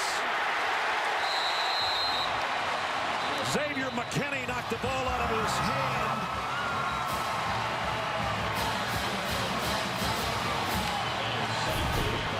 You got to get to the quarterback. Xavier McKinney hiding right here is the guy who actually comes and makes the hit. Blind side, oh, no help from Charles. Left tackle Sadiq Charles does not get the block. No way. Joe Burrow doesn't read that as a hot because he has a tackle on that man. Charles does not get out there quick enough. It's actually, is it a fumble or interception, whatever. They called it an interception. It's Alabama ball. And Joe Burrow had to make the tackle. So McKinney with the hit. Lewis, who we just said is an impact player, with the interception. And Alabama on offense, the 42-yard line.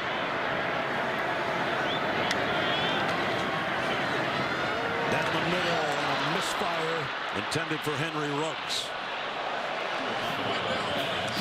Well, you've got all that talent to the wide side of the field here, but the ball just looked like it was catchable. But Ruggs, I don't know if he lost it, was behind him, or what. But from that angle, I thought he was going to catch it all the way. All of a sudden, it's incomplete. So many games we've had of Tua Tagovailoa, the ball seems to never touch the ground, and that's not the case today. 11 out of 20. Judy in motion behind him. It's Najee Harris following his blockers, and somehow bounced off of Patrick Queen. And he might have a first down. Well, I'll tell you how somehow he bounced off of Patrick Queen. Patrick Queen runs it down. He's their fastest linebacker, but he tries to go for a knockout hit and doesn't bring his arms. Tackle him. Don't hit him. And that's what got Najee, a big man, to break that tackle. Third down and inches. Harris again, and now he's dropped. Caleb Chason was there in the backfield in a moment. I'll tell you, Nick Saban's got a decision here right now. The score 33-13. Does he go for it on fourth down? Does he give the ball back to LSU? Coming off the edge, Chason comes right off the pulling tackle, makes the play in the backfield, and looks like lining up for a punt. LSU will keep their defense on the field. Stingley stands back at the 10, awaiting what we assume is going to be a P-Ryan punt. And it is. And it's going to make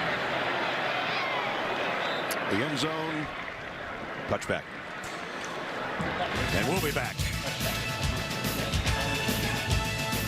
Resounding win today to go to 5-2. Georgia's got a date with Missouri coming up in a couple of hours, or maybe an hour. I really feel that the offense is helping the mojo, the LSU offense helping the mojo of the LSU defense. A 3 and out at a critical part of the game. They believe. They sure do. Long way to go, but a 20-point lead to play with. This Alabama defense got a turnover. Let's see if that sparks them now. First down at the 20. Burrow in the shotgun. Set to throw again. Joe goes over the middle to Edwards-Helaire with a spin and another first down. One of the biggest fears Nick Saban had in this game was Clyde Edwards-Helaire getting inside his linebackers. And that's exactly what happened that time. He got inside of Terrell Lewis. He said, it's okay if we push him wide, but if he gets inside, he can gash us. He's got 5 catches already. Had a career high in receiving yards last time we had him on 7 catches. Now he's got number 6. And he takes number 7 with him out of bounds. And here's the part of the game, okay? In the modern football in the SEC, it's not downhill rushing yards, it's combined. And so far in this game, Edwards-Helaire is over 100 yards combined, rushing and receiving. So he's got a new career high in receiving yards with those 59 on 6 catches, including his first career touchdown. Here he is on the ground. Couple yards that time, short gain before he's brought down by Nasika. Take a look at Joe Burrow timeline. Great basketball player as well. Ohio, Mr. Football, went to Ohio State. Backed up T.J. Barrett, and then he thought he had the job won in spring, but he broke his thumb as the third-string quarterback Dwayne Haskins takes over. Named the starter after the spring game. Joe transfers to LSU in May of 18, and now he is a bona fide Heisman Trophy candidate. Yeah, I would say right now it's his to lose. It's Jennings that's down. That would be a big loss for Alabama defensively. Hallucinated, by the way. Our aerial coverage not quite as noisy as the helicopter. Sponsored by State Farm. Our blimp over Bryant-Denny Stadium. As nighttime settles in, the moon shines bright, and man, LSU has been shining since the opening kickoff today here in Tuscaloosa. 2nd down and 7 at the 48. Burrow in trouble, got away from Lewis, still looking to throw, and incomplete, intended for Terrace Marshall. It's a great play by Burrow to getting away from that sack. Let's go back one play. Anthony Jennings gets hurt on the play. He engages with Charles on the bottom of the screen. It's his left knee. I don't know if he spat. It was right there when he stuck his foot in the ground and Charles put his weight on him. That's when I think he tweaked it. Alabama desperately needs a stop right here. 3rd and 7. Empty backfield. Interesting. Diggs is out there this time with Clyde Edwards-Helaire. Who's up on the top of your screen. Extra heat coming on Burrow, and it got to him, but he got away again. Throws complete. Are you kidding me? I know. Edwards-Helaire, and he's close to a 1st down. That's right. Are you kidding me? I mean, this was a free run. Maiden has him. Spins off of him and then finds the smallest guy in the field. Talk about keeping your wits about you. 4th and 1. Timeout LSU. Got to think about this one a little bit. Yeah, there's a difference between aggressive and reckless. And do you go for it here and give Alabama hope? You punt them down there.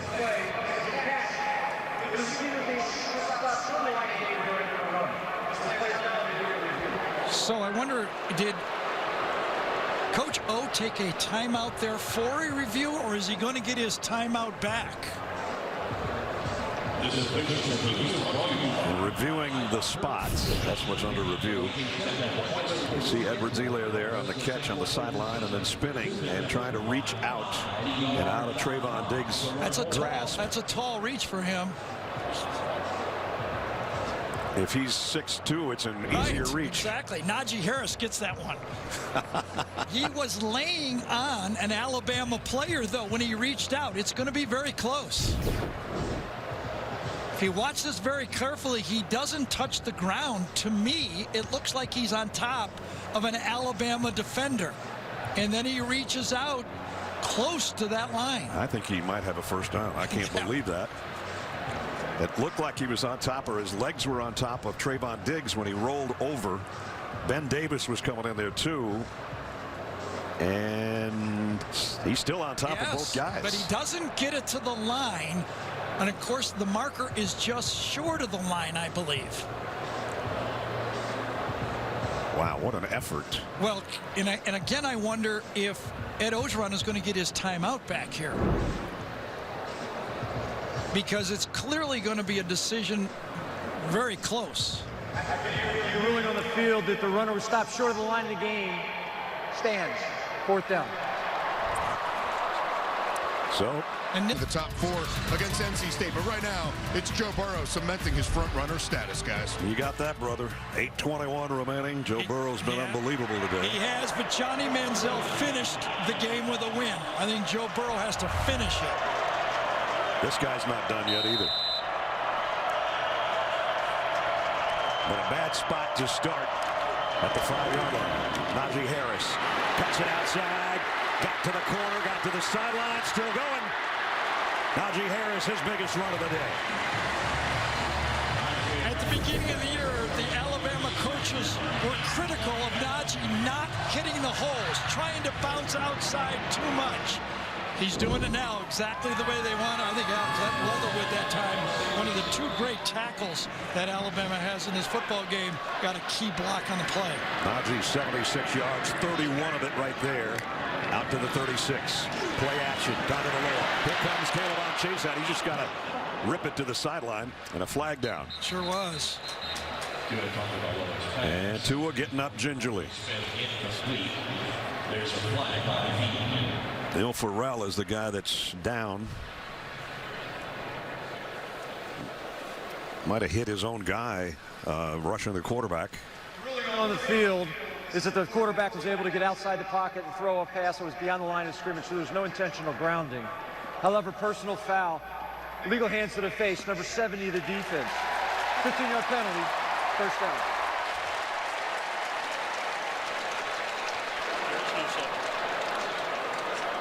I was wondering if he means number 90, Richard Lawrence. Are they going to switch this? Yes, exactly, was Leatherwood. Penalties half the distance to the goal line. First down. You can see it in the middle of your screen right there. He had the number right, the color of the jersey wrong. Good call. They cleaned it up at the end of it. We're all looking on our boards right here, right? We're all looking like, well, I got no 70 on LSU. But there is on Alabama, and you saw the hands to the face on the on-rushing Caleb Chase who was putting the heat on Tua. You think that Dave Aranda's defense hasn't answered the bell since the touchdown over Derek Stingley. Since then, the Alabama offense, Dave Aranda has held them to a 3-and-out, an interception.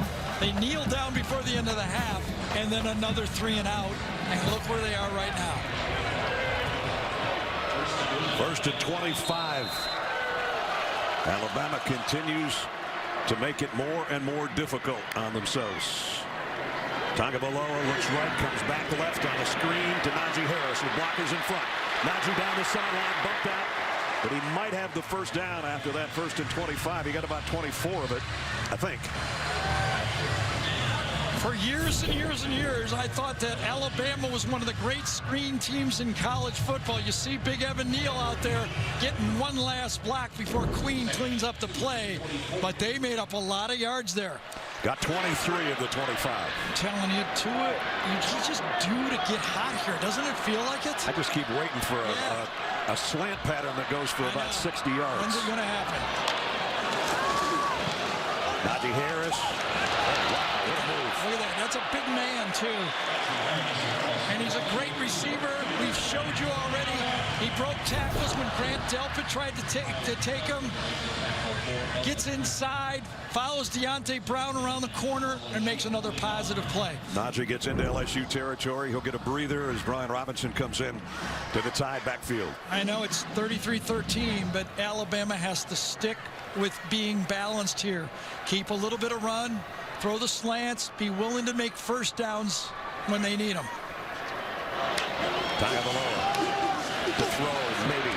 There's a crossing route, but Devontae Smith dropped one. Yes, and Tua made a good throw, but he had to throw it off his back foot because he was getting pressure on the play. As we talked, Mac Jones warming up, he saw Tua start to limp around with his foot out there. He's got to be ready just in case. Played against Arkansas as the starter and threw 3 touchdown passes when Tua Tagovailoa was out with the injury. And there you see the right ankle. Yeah, there's no doubt he's feeling a little bit more than he did in the first half right now. And that was the game plan for LSU. They thought as the game wore on, he would get weaker with that ankle. He's all by his lonesome right now in the backfield. Back to throw. Steps up. Deep ball. Man there. Judy dropped it. Would have been a touchdown. And now Jerry Jeudy a little bit cramped up after stretching out all he could for that one. Well, it's man-to-man come. Kerry Vincent, number 5, is beat. Jeudy usually runs right with these and grabs the baton. That's a perfect throw. And Jeudy drops it. And Kerry Vincent, the guy that was covering, is still down at the 5-yard line. I don't know if there's a better deep thrower in college football than Tua when he's on and throwing those deep balls. Most of the time it feels like he's passing a baton in a track meet. With Kerry Vincent down, we'll check out him and take a break. Doesn't drop many of those. That's for sure. Now, one corner goes out of the game. Alabama counters by bringing in all 4 of their wide receivers. You go right back to where Christian Fulton, Kerry Vincent should be playing? That's where he would be playing right there. That's Cordell Flott. They're down at 10. Tagovailoa looks left, looks right, goes middle, got his man stride at the 30, and it's Henry Ruggs. He did. He's limping more, but he's starting to get hot. He looked left. He looked right. And he finally came to the middle of the field. Watch, he wants to go to the left side. Stingley's got too good a coverage.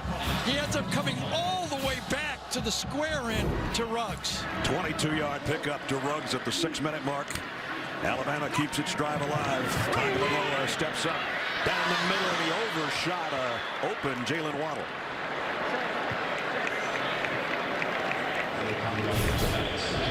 He's in the slot. He's matched up inside. He just sailed one. He did. You know, a lot of people have said, Gary, because of the ankle that he has, it's not his plant foot, but he's a left-handed quarterback, and when he follows through, he's put a lot of torque on that leg, isn't he? Does, especially when he's moving. When he's able to sit there, it doesn't seem to be a bother. But that one, he was moving and didn't get over the top on it. Najee Harris pushes his blocker to get him out of the way and got to the 20. Big man can move, can he? He's bouncing and running. When we talked to Dave Aranda, he said, you know, when we watch the tape, Najee is running like the guy we recruited. Yeah. 5-star player, we wanted him, and now he looks like the guy everybody wanted.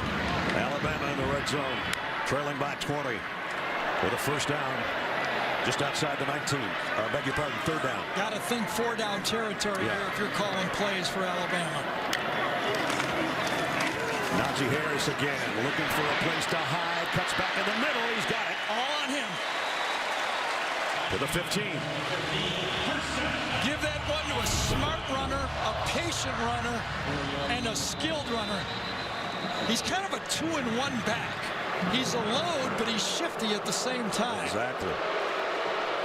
Got a man down for LSU that's drawing boos right now from the crowd here. Glenn Logan, a 300-pound junior defensive end, is on a knee. There's a very high bar in our games for guys if they're taking dives, right? I mean, we've seen a lot of them. We can judge them. Yeah. We had a pretty bad one in the Notre Dame-Georgia game. We did. We had one. We've had a few bad ones. Let's see if we see this one. Oh, that's an ankle right there. Yeah, kind of twisted his ankle. I think that's a little bit more than being tired this time. Yep. Score game. Still a lot of football left.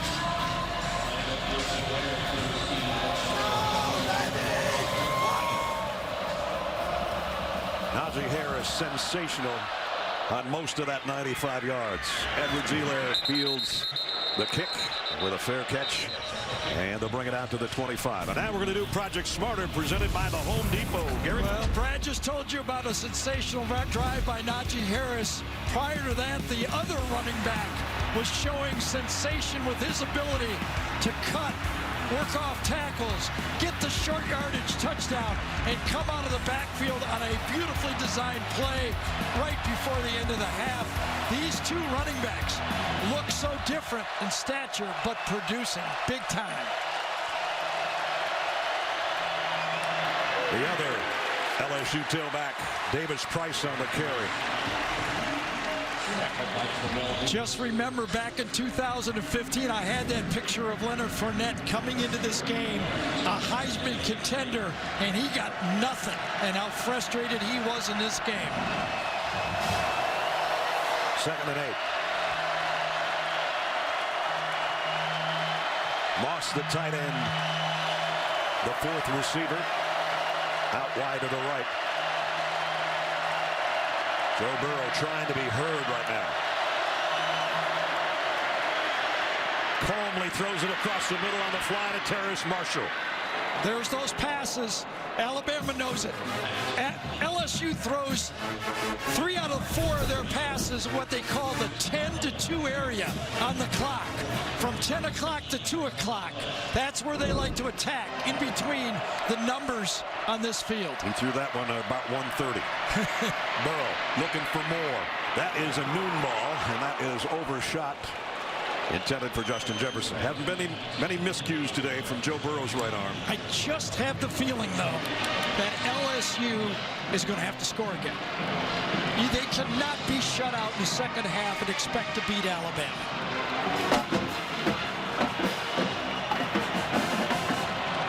Second and 10. Can Lewis and Jennings get home to Burrow? 24 and 33. They're both standing up right now, but they're both going to be coming. Oh, one drops. Burrow throws it out in the flat to Davis Price. Open field tackle's a good one by Trayvon Diggs. And it's third down. One of those exotic looks from this Alabama defense. Looks like four are coming. They bring in extra safety, and they drop one of the linebackers. Big third down. Both ways. Burrow hit as he throws. Lofted it too high for Jamar Chase, incomplete. Christian Barmore got a little bit of heat on Absolutely. Big number 58 put the pressure in. Burrow had to throw it just a little bit before he wanted a whiff up front, and that allowed the pressure and Burrow to the miss. And wise of Barmore to get the hit on the quarterback, but not drill him. Kind of backed off once he hit it. That's so no those penalty. rules. Over a couple years, they start to take effect. That's the safety that the officials of college football are trying to institute in the game. That's a one-hopper that Ben Rosenberg took off the turf to get the kick away. Waddle with the fair catch. Does so in traffic around the 21-yard line. Next Saturday, it's an SEC on CBS doubleheader. Starting at noon Eastern, 10th-ranked Florida makes a visit to Missouri, followed by a huge matchup. Number 6 Georgia, number 11 Auburn. The SEC on CBS. Hope you join us from the Plains next week. Jamie Erdahl. Well, for the first time this game, an extended conversation Tua had with some of the medical staff on this team for the remainder of that defensive series as the rest of the bench got fired up. He kept his helmet on in the offensive meeting room with his eyes down. It was an interesting body language from him. Oh, he's limping more now than he has in any part of the game, but he's also hitting some passes. The knee or the ankle's getting colder, the arm's getting hotter, and this guy's on fire. Najee Harris. Number 22 trying to take the team on his shoulders right now. And he is. Watch Deontay Brown come out, get a great block, a good positioning block right there. Jared Willis had nobody to block on the play. Deontay Brown on the reach block gets to the corner. Steve Sarkisian, the offensive coordinator earlier this year, told us at one point Najee was thinking too much. He had lost his stinger. Yes. Well, he's stinging right now. First down at the 36. Tagovailoa looks out in the flat, comes across to Najee, who dropped that one, and is probably lucky he did. You know, just because of the feel, you just kind of remember things. In that national title game, Alabama trailed 20-7 in the third quarter to Georgia. Came back to win that game. So I feel that there's no way LSU gets out of this game getting shut out in the second half. Alabama, last 3 drives, had pitch shutouts. And of course, number 13 is a guy that in the second half won that game for them. And of course, in that SEC title game, Jalen Hurts brought the team back. Remember that? Jeez. Play action. Tagovailoa down the middle. Judy looking for a flag. You got one. Got one.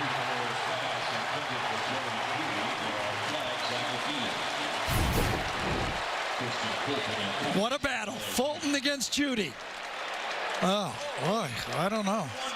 Against an eligible receiver, this is a 10-yard penalty with an automatic first down. Little hand fighting there.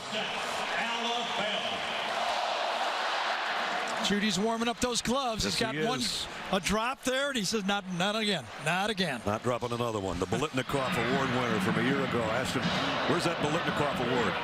He said, Mom's got it. I said, where? In the living room. Alabama brings out another tackle on the field. This is when they like to run their play-action passes.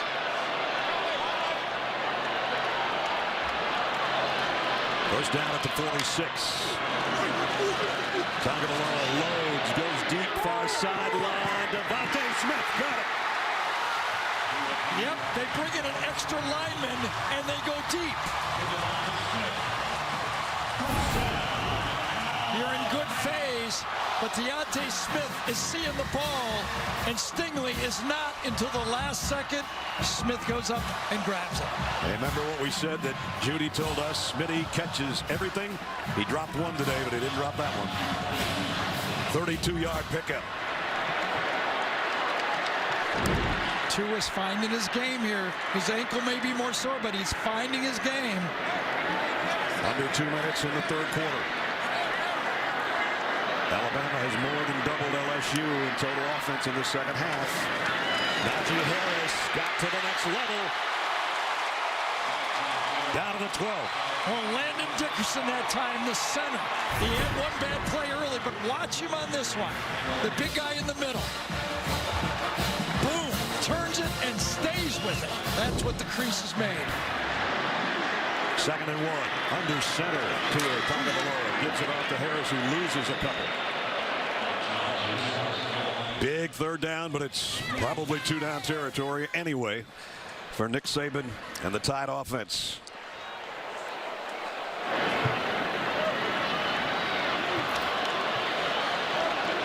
Third down passing today for Tua. 3 first downs of the 4 completions. Will they throw it here or give it to Najee Harris? We're about to find out. Well, they've established both now. No way LSU knows what they're going to do. You got to guess past them. LSU going to blitz? They do. It's Najee Harris.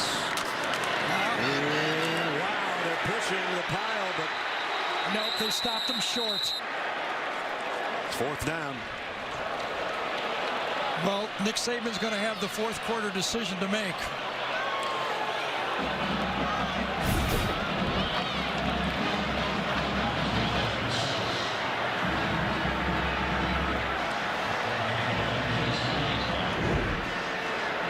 This 4th down and about the length of the football.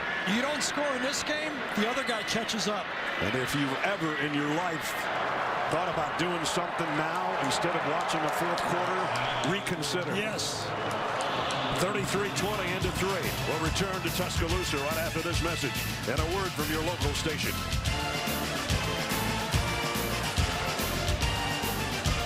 We start the 4th quarter in Tuscaloosa with a 4th down for the Crimson Tide. And remember what LSU has been doing in this situation, coming off the edge. 4th and 1. Aranda has been blitzing off the edge. An eye backfield for the first time today. With Najee Harris, the tail. He'll get the call. He'll get the first down. He might get the touchdown. He's down to the 1. I mean, you talk about confidence. They ran right up the middle. Right behind 69. Oh, what a block by Leatherwood, number 70. And KO, the linebacker in there as the lead back. Timeout LSU. They don't have the right group out there. I don't know if they got a call. Yep. Ed Orgeron ran all the way down to the 5. He hasn't ran that far. He hasn't run that far in years. Or that fast. Yes.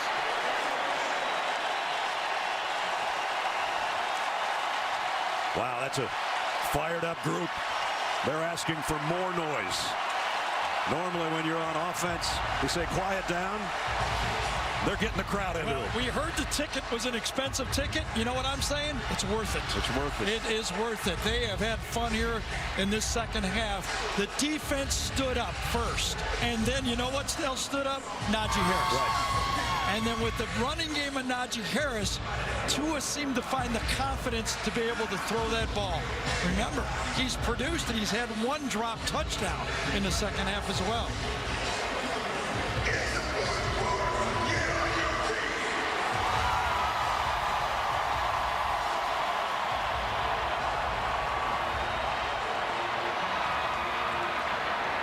First and goal.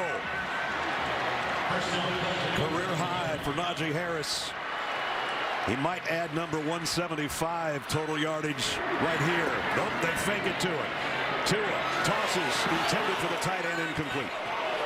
Takes a lot of discipline on those play action passes near the goal line like that. Everybody does their job, got pressure in the quarterback. Good job inside by Jacob Phillips, number 6. Stays with the tight end. Delpit on the other play. Good discipline. Tua sort of had double clutch a little bit. Yes. Almost dropped the snap. They don't do it that often, do they? No. Second and goal. Number 22 is getting the ball here, isn't he? I would think. I'm surprised he didn't get on the last one. They've got every tight end they've got on the roster, and they ought to help block, including Tennyson on a motion. Second and goal. Najee Harris. Touchdown, Alabama.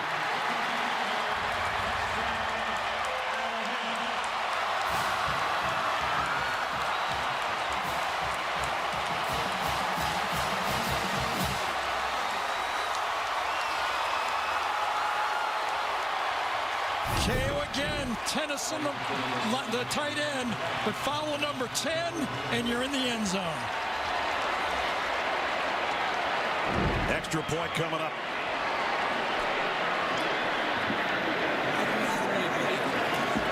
And good.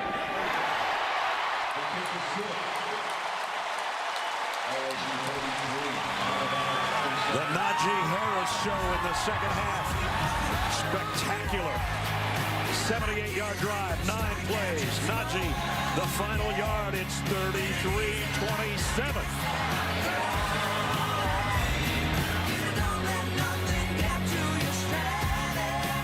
Tuscaloosa. What a finish we're in store for. 14:33 remaining.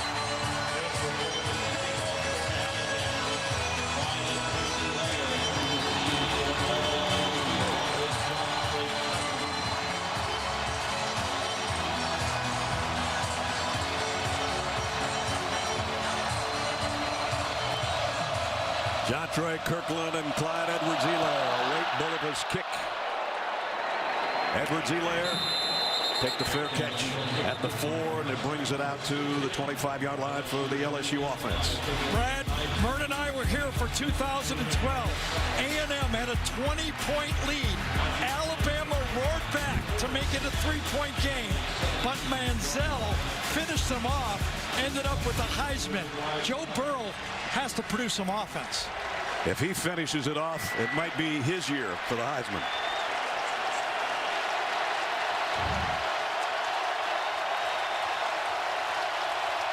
From the 25, 1st and 10 Tigers.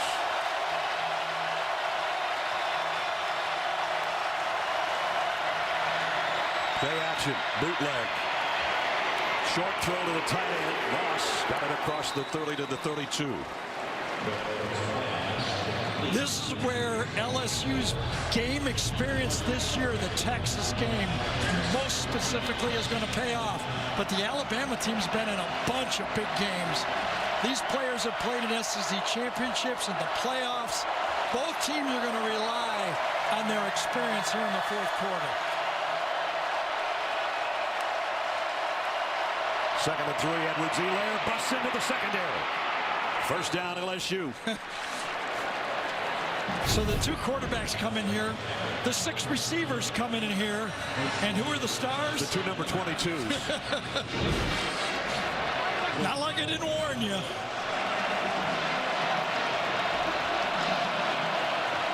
First down at the 44.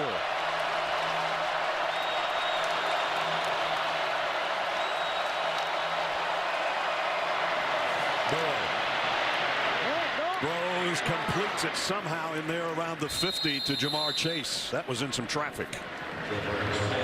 Well, watch the Clydester here. You got to catch the ball, run with the ball, and block for your quarterback. Shaheem Carter's coming in free. He puts him upside down. Ball right at the midfield stripe. 2 minutes into the 4th. 2nd down and 4.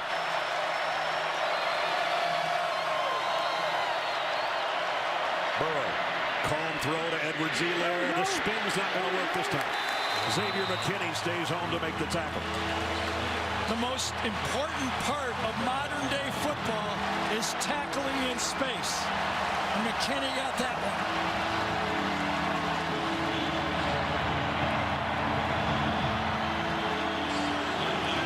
You could read the lips. That fan just said, "Come on, Joe."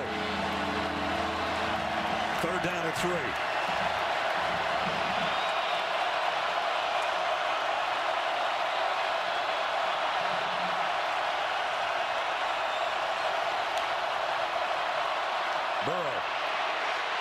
Throws on a crossing route to Jefferson for the first down. Well, they go with that stacked look. That's what Joe Brady brought from New Orleans. He goes out, stalls for a second, and then follows the receiver right behind him. He just gets in there and makes the play. Burrow looking for more. Going deep. Man is there and incomplete, and he looks for a face mask. Jamar Chase doesn't get the call. Trayvon Diggs was covered.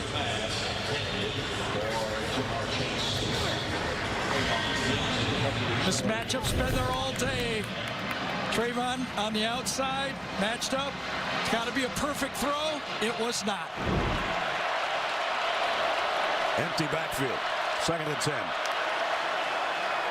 At the 36 of Alabama. Jennings is coming from different angles. He walks over, walks the other way. Don't know where he's coming from.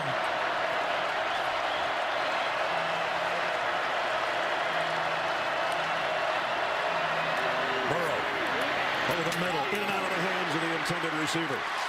Jamar Chase.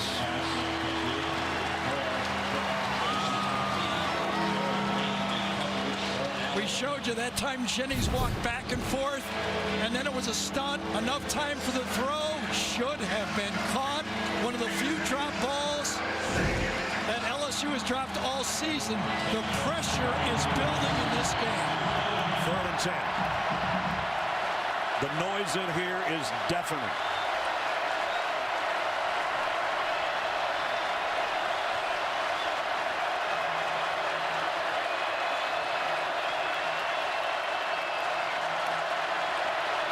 Alabama coming. Burrow got rid of it.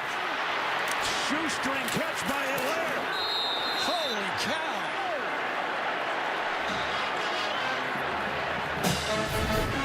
Jennings gets it on Burrow on this play, gets rid of it just in time, and up the sideline.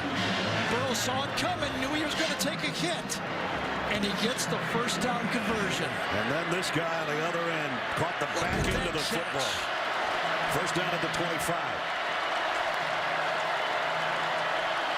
Edwards-Helaire, 9 catches, by far a career high, 79 yards. Quarterbacks, running backs, what a passionate football game we have here. Now it's Edwards-Helaire on the ground. You know what that conversion also did? Obviously keeps the touchdown alive. Keeps the clock rolling. And with a 6-point game makes the field goal an important 9-point game, field goal range. 2nd and 4. Edwards-Helaire, a little delay. McKinney wraps him up at the line of scrimmage.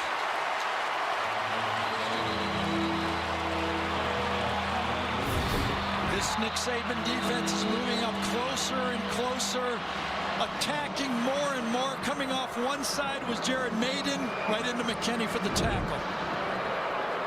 Deculus, the right tackle, is the man down for LSU. We'll take a break.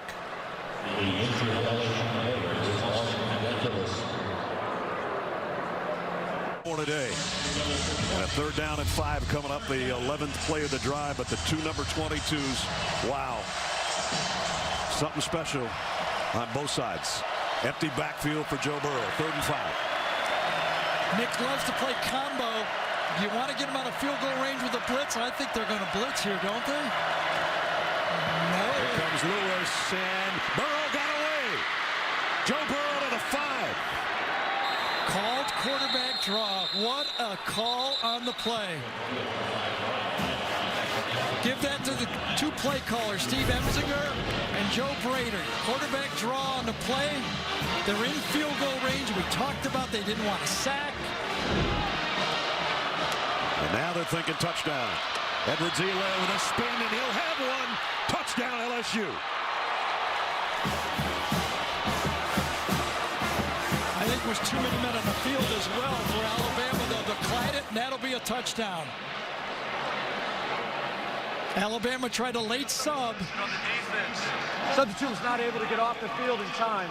The penalties declined. Result of the play, touchdown.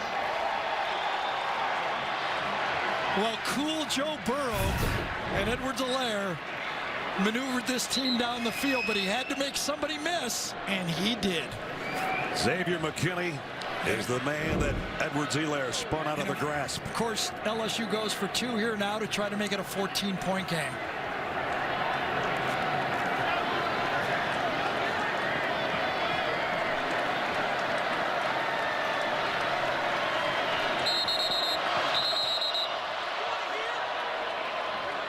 Some guys just don't feel it. Joe Burrow doesn't feel it. The crowd goes crazy. The lights go crazy. Alabama's going crazy. He just calmly leads them down the field. Edwards-Helaire is over talking with one of the coaches. Yeah, and we teed it up by saying, could he do a Manziel drive? I think that was a Manziel drive. Where they want to place the ball for the 2-point conversion, they're going to place it at the left hash mark. Well, that was what the situation was. What spot they wanted for the 2-point conversion. So left hash. 2-point attempt for the Tigers.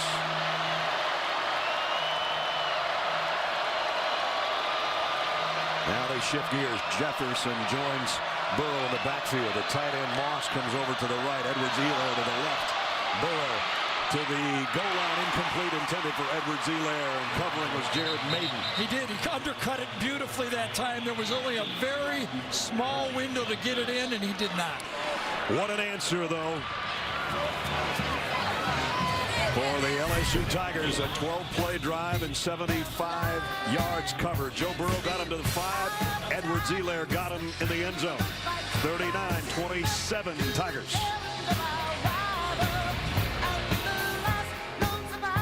Stuff bother you. You just concentrate on your job. Heck, that's why he came here. He wanted to play in the SEC. He wanted to do this.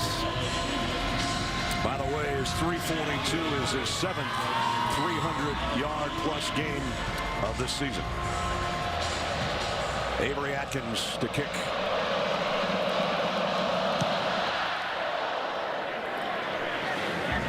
And Alabama will take it at the 25-yard line. Let's take a look at the GMC game changer. Well, we had a nice package of Edwards-Helaire. Why not do it for the other running back? They both caught the ball. This back shoulder throw and catch. The big man shows his athletic ability. And then watch him hit up in this play right here. Chris Owens, the former center's in there as an extra tight end. He gets a big block and then into the touchdown. Now, down 12 points. 10 minutes to go as Najee has put 175.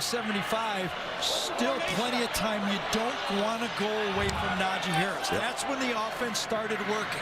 Doesn't mean you're going to run every play, but you don't eliminate the run game. 10 minutes is an eternity for these two offenses. Play action to Najee Harris. To the Tagovailoa. Running out of time. Down he goes. Rashard Lawrence is the first guy to get there. Yeah, but great coverage. It was actually good protection. The mental clock this time for Tua should have gone off. Give us, look at that protection. Nowhere to go with the ball. You got to get rid of the ball. Save us here, quarterback. Your veteran quarterback. We need 2nd and 10, not 2nd and 19. Ruggs and Smith and Judy all to the right side. Tua's coming across the middle the other way, and it's dropped by Harris. Patrick Queen was covering, and Najee Harris was looking for a flag. Well, remember, it was Patrick Queen who had the coverage on the Najee touchdown in the end zone. Harris won that one. Patrick wins this one. Good coverage.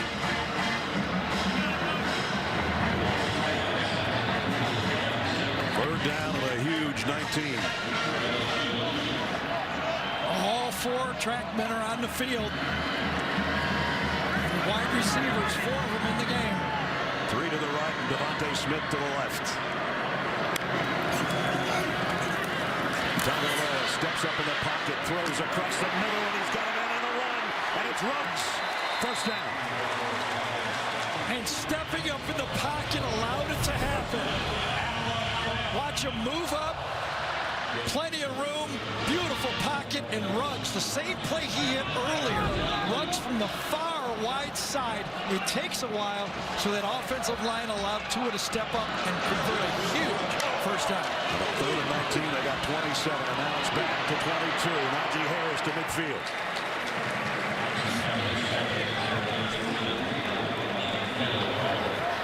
So we approach 8.5. Alabama going a little bit of tempo here. They can only go as fast as that right ankle will carry it. Well, right now it's the left arm more than the right ankle. There's the left arm in traffic, incomplete, intended for Ruggs. And Cordell Flott, the freshman who took over in that secondary when Kerry Vincent went down to an injury. And Flott, an Alabama high school player, signs with LSU and makes a play, at least on this one. Did he have his arms all over him? Might have. Got away with it. 3rd and 1. She does not agree. Tagovailoa again under center, which is a rarity. Najee Harris behind him. Fakes it to him. Wants a long ball and caught by Smith. With Stingley all over it. I thought Queen was going to dislodge right there. No, it was actually Stevens, number 3, was going to knock Smith off his route. Stingley could not get there, and the great hands. Brad told you how Judy said he's got the best hands. He showed it. And the 28, Najee Harris up the middle, inside the 25. The wide receiver comparison we showed you on the season earlier today. Now we'll show you what's going on today. Still tracking pretty even, aren't they? Pretty even. And Tua's gone over 300 yards now as well. 311, 342 for LSU. But a performance by Tua. Started off slow, a little rusty.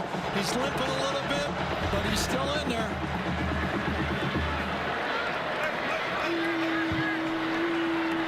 Down, 7.5 to play.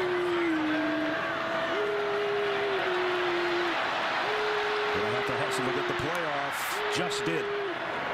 Tagovailoa in trouble. Got away from the first guy. Throws too deep over the head of Ruggs. I'll tell you, it's hand-to-hand combat right now.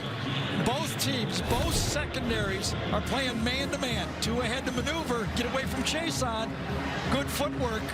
Throw just a bit high, though. Another 3rd down. Drama building for the fans. 3rd and 6.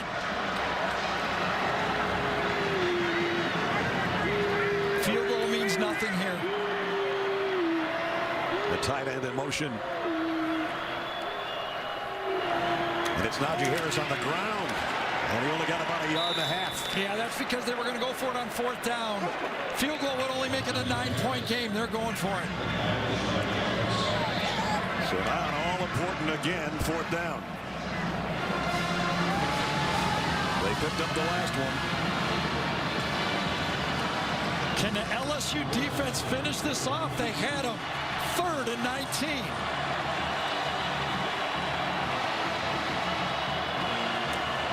Fourth and 4 for the Tide. They need to get to the 18-yard line.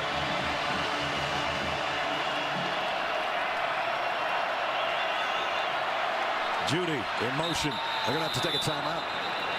Boy, and it looked like the LSU defense was confused. Jacoby Stevens was pointing to everybody, stomping his foot. If Alabama could have snapped it, they'd have had an advantage. Here's what Gary's talking about. Yeah, watch Jacoby Stevens. He's talking to everybody. He just keeps doing it the whole time. He's turning around. He yells again.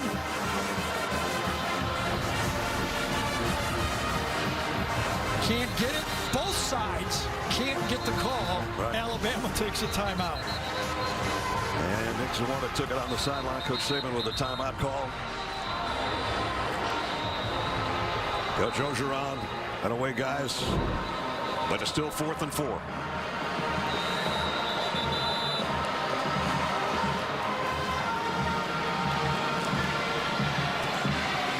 Plays don't get much bigger than this one. No.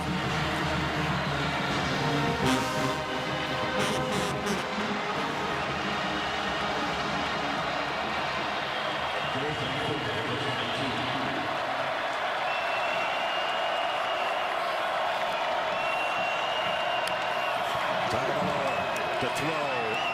Got it to Devontae Smith. First down around the 14. Hey, what do you do? when you're in a situation when you have a big play, don't think plays, think players. And they went to their reliable player who schools Stingley at the line of scrimmage. He beat him in the first yard of the route. Stingley's got no one to complain to on that one. He had his eyes on him, but the veteran Deontay Smith beat him at the line of scrimmage. Man down. Might be good. Jacoby Stevens, I think. We'll check on that when we come back. What a football game. Jacoby Stevens was the guy shaking up on that last play on the tackle on Devontae Smith. Seemed to be holding his neck area. And they're down a couple of safeties. They are. Looks like Cameron Lewis is going to have to come in for him, a substitute. Maybe a fifth safety. Penn State lost today. The winner of this one, I don't care if Ohio State won by 100 points. I would think if LSU beats Alabama, they're number 1 next week. Georgia playing Missouri tonight. And on this drive, the 11th play of it, Alabama's picked up 3rd and 19 and 4th and 4. And now going to swing it out to Jalen Waddle inside the 5.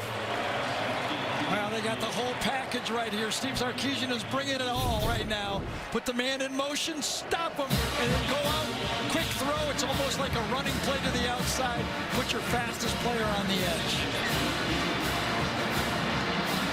Mile on canvas. He's coming right at you. Stevens back in the game, number 3. They can actually get a first down without scoring. 2nd down and 2. The first down marker is at the 3. The ball's at the 5. Tagovailoa wanted to go to Waddle. Now comes back the other way. The ball's tipped and incomplete. It's intended for Harris. Rashard Lawrence for the 2nd time today swats one away. That was coverage. He said it. He wanted to go to the right side of the field. He wanted to go to the Waddle. But LSU bumps out. Ball is covered. Can't get it. And Najee Harris says, I could have scored if that ball wasn't tipped. But it was. Big number 90. You know, you do wonder right there with a healthy Tua, would he have just taken that ball and gone right up in the middle? I think that's the first time in this game, I think, the old Tua would have gone right to the end zone. 3rd down and 2. Najee Harris switched sides of his quarterback. Play action slant. Dropped. Judy had a hand on it. Cameron Lewis was there defensively. It's 4th down again. Just remember the significance. Every play takes more time off the clock because Alabama has to score twice. He's got it. Judy could have had it. And you're expecting your guy, that guy especially, to make this play. That's a big-time drop. Yep. Well, as I said, they picked up a 4th and 4. It's a fingernail biter, 4th and 2. Remember, could it be LSU, 3rd time a charm, 3rd and 19, 4th and 4, now 4th and 2. Will Alabama make them all? Tagovailoa pumps once, goes to the corner. Got it this time. Touchdown, Alabama.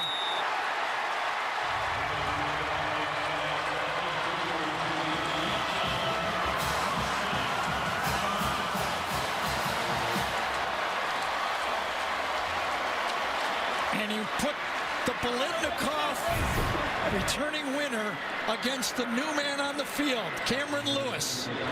The substituted safety against one of the best route runners we have in college football, and he catches this one. Bulovas in for the point after.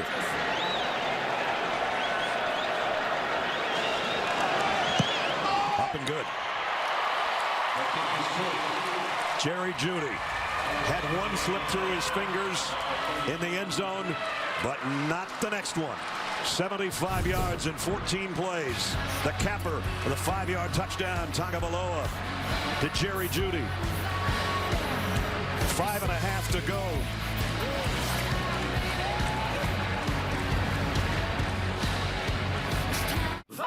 I'm off to college. I'm worried about my parents' retirement. Don't worry. Voya helps them to and through retirement. Dealing with today's expenses while helping plan, invest, and protect for the future. So they'll be okay? I think they'll be fine. Voya, helping you to And through. retirement. And the kick is so good! Shut up, guys. Everything's gonna be okay. You guys remember how to tap? Tap, right? You guys are ready to order Outback through DoorDash. Yeah! Outback Steakhouse, now available on DoorDash. I'm gonna need some help getting up. So, what are we watching?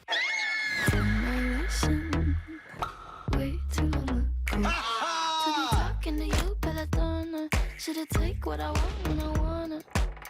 And I want you. Never boring, is it? Nope.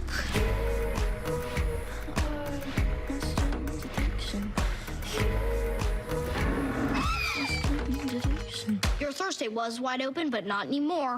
Thursday, it's your night in on CBS. Alabama has had 4 possessions this half. The first possession was a punt. The last 3 have been touchdowns. And now they're within a score of the Tigers.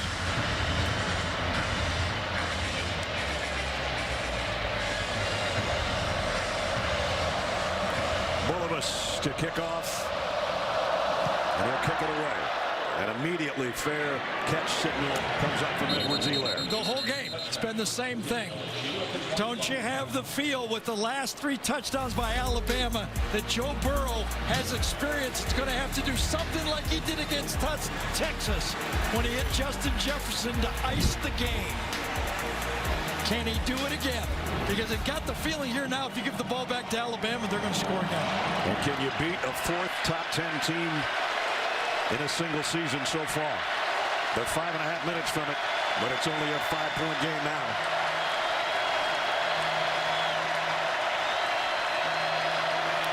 Edwards-Helaire out of the backfield. Burrow's going to throw across the middle on the fly. He's got Jamar Chase. Chase all the way into Alabama territory in one play. How sneaky was that play? A fake quarterback draw by the quarterback, Joe Burrow. He sneaks up in the pocket like it's a quarterback draw. Watch this. And as he goes forward, he just says, I'm going to throw it. That is tricky. It sure is.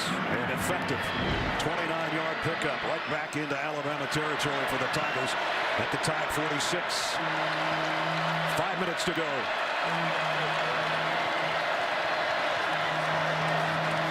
Always got to get this thing under 5 seconds when you snap the ball now.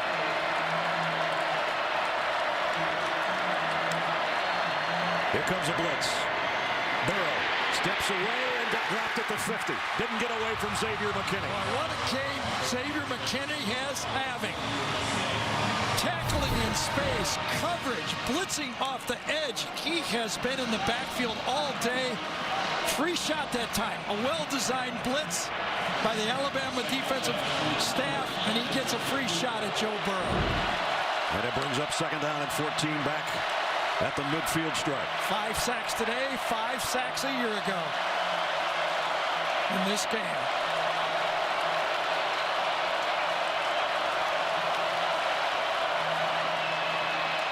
Burrow fires across the middle, and it's caught. It's the middle of the field.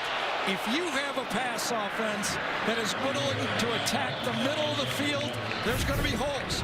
A lot of colleges won't do it. Come out, step to the outside. Justin Jefferson almost dropped that thing, but another first down. So it was a 29-yard pass to Chase, 17 more right there to Jefferson. And now they're camped inside the Alabama 35 for the first down.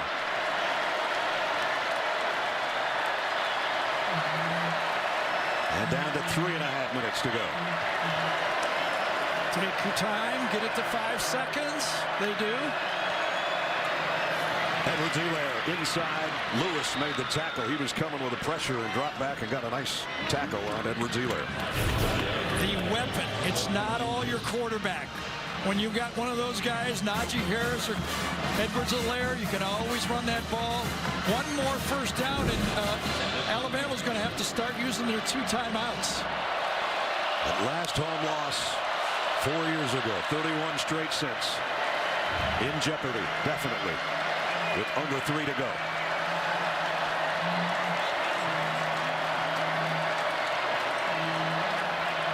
Again, as Gary said, under 5 on the play clock. Burrow, quick throw out to his tight end Moss. And Moss fights his way to the 25. Alabama with 2 timeouts remaining. 3rd down and 2. Field goal makes it an 8-point game, but they don't want a field goal. And Burrow keeps it. Joe Burrow might be a Heisman moment right there if he hasn't produced enough of them. And this was a read all the way. The zone read, and he keeps it. You run, you run, you run. You see the crashing end, and he just keeps it. An 18-yard pickup. No hurry here if you're LSU. No hurry. First and goal at the 7. After this play, Alabama will use their timeout if they don't score, that is, LSU. Edwards-Helaire. They will score. Touchdown.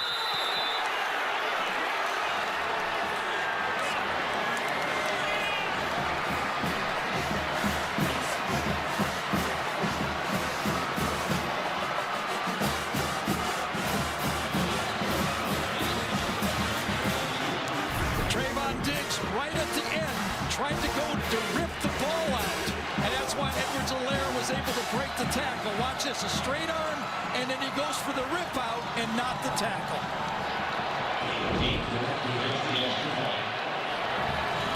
What an answer, what a drive. He did it again, yes, he did it against Texas. And we questioned, would LSU finish? Yes, they have. Cade York's extra point is good. Now LSU has to understand the game. Alabama's got to go for a quick touchdown and an onside kick. It's the only way they can get in the game. Joe Burrow, that shows the fire, the leader. As Gary said, even the defense feeds off this dude. And remember the first play of the drive. That fake quarterback draw nifty play, that was one of the coolest plays. And you get the feeling that Steve Emsinger saved it for the big drive and then give the ball to this guy.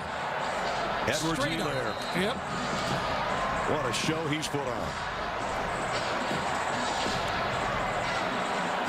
One of the shortest guys on the field, but one of the tallest right now. And that's the reaction from the Tide's head coach. Joe Burrow feeling it right now. 97 seconds between a huge win. This is what this guy's all about. Absolutely. Even John Robinson, the old LA Rams coach, can appreciate that, right? The gray-haired older guy, that was who was hugging Joe Burrow. He said, I've been in a long time. I know good, and you're good. Edwards-Helaire emotional on the sideline, and as well he should be. He was always overlooked. He was never the big recruit. He wasn't Najee Harris. Right. His stature made him earn every snap, every rep, and in this big game, he has come through.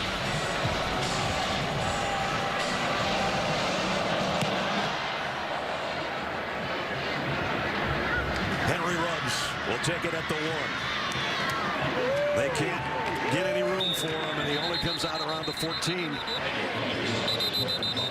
Coming up after our game, Adam, Rook, and BJ will have scores and highlights of the college football postgame show presented by Rocket Mortgage. Well, here you go. 1:31 to go.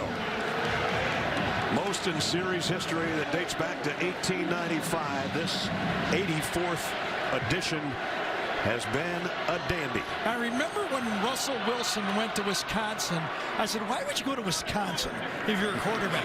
And then when Joe Burrow chose LSU, I go, really? Quarterbacks go there and die. Not Joe Burrow. He changed it along with his head coach, and we'll get into that in a second. Meanwhile, Tua Tagovailoa going deep on his first throw to Smith. Devontae Smith, he's gone! Touchdown, Alabama!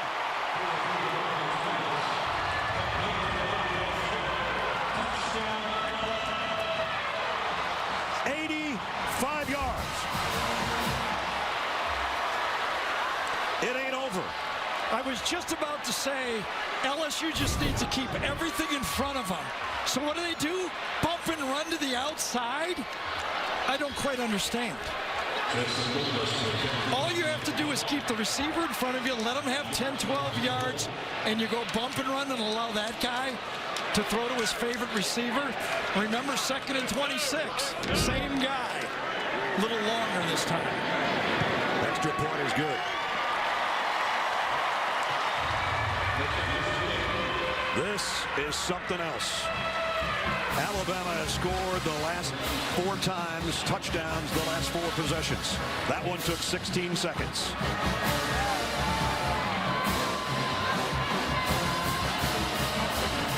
I just questioned the defensive call by Dave Aranda there. Come on. You got a young player to the outside. You've got to protect him. You got to drop 8 people and force Alabama to at least take 5 plays down the field.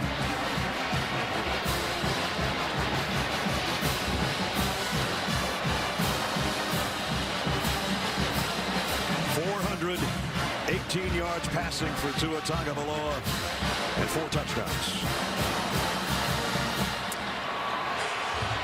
And this is not your game of the century from 8 years ago, is it? Here we go. They're not kicking this one deep, I'll tell you that. Bulovas has it teed up as he'll kick it sideways to the right and the top of the screen. Takes a pretty good hop, but it's handled by Justin Jefferson. Nice catch, right? One of his best of the day. Yes, it was. Beautiful execution of the onside kick. If Alabama gets a 3-and-out and stops them using their timeouts, there will be roughly 20 seconds left in the game. Justin Jefferson.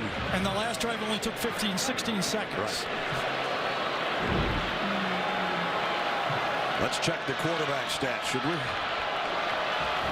How about this? 392 and 3, 418 and 4. 59 yards on the ground is a big thing for Joe Burrow, especially on that last drive. Edwards-Helaire dragging Alabama tacklers with him. First down. That's the game. They can take a knee now.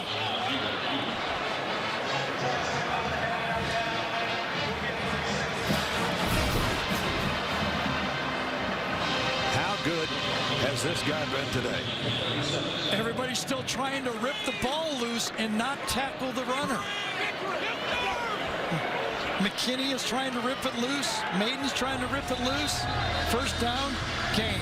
Now Alabama showed some grit here, and I got to tell you, they're going to be in the discussion still. Their schedule's soft. I get it, okay? But this team can play with anybody, can score on anybody. This is an interesting situation. It's going to end up this year, right? So now the discussion is going to be kind of one-loss SEC team that doesn't make the SEC championship. Again. Make it to the college football playoff. Potentially Oregon winning a championship, Oklahoma winning a championship in it. With a loss today for Alabama, there's some of the things that Jerry Palm, our analyst at CBS Sports, predicts would have to happen. I do know this. Whenever Ohio State or Alabama's in the discussion at the end, it's interesting. Those two schools produce a lot of talk.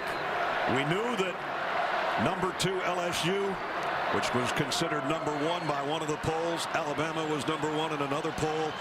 And the College Football Selection Committee College Football Ranking poll at Ohio State number 1. So we came into the day with a difference of opinion in the eyes of many as to who was number 1 in the country. I don't know how you don't say with LSU's resume with a 4th win over a top 10 team that they're not the best around. Absolutely. The committee will reward them coming here to win this game on this field. And I said for Ed Orgeron, his vision was, and he knew that he had to go with this program through Alabama. And a new era of LSU football didn't start until they beat Alabama. He said, we're coming. They came in today and got the job done. He measured everything against Alabama. He knew there was no way to sneak around them. They had to go through him. He told his team, as we said earlier, I told them all week, we're the better team. today they were.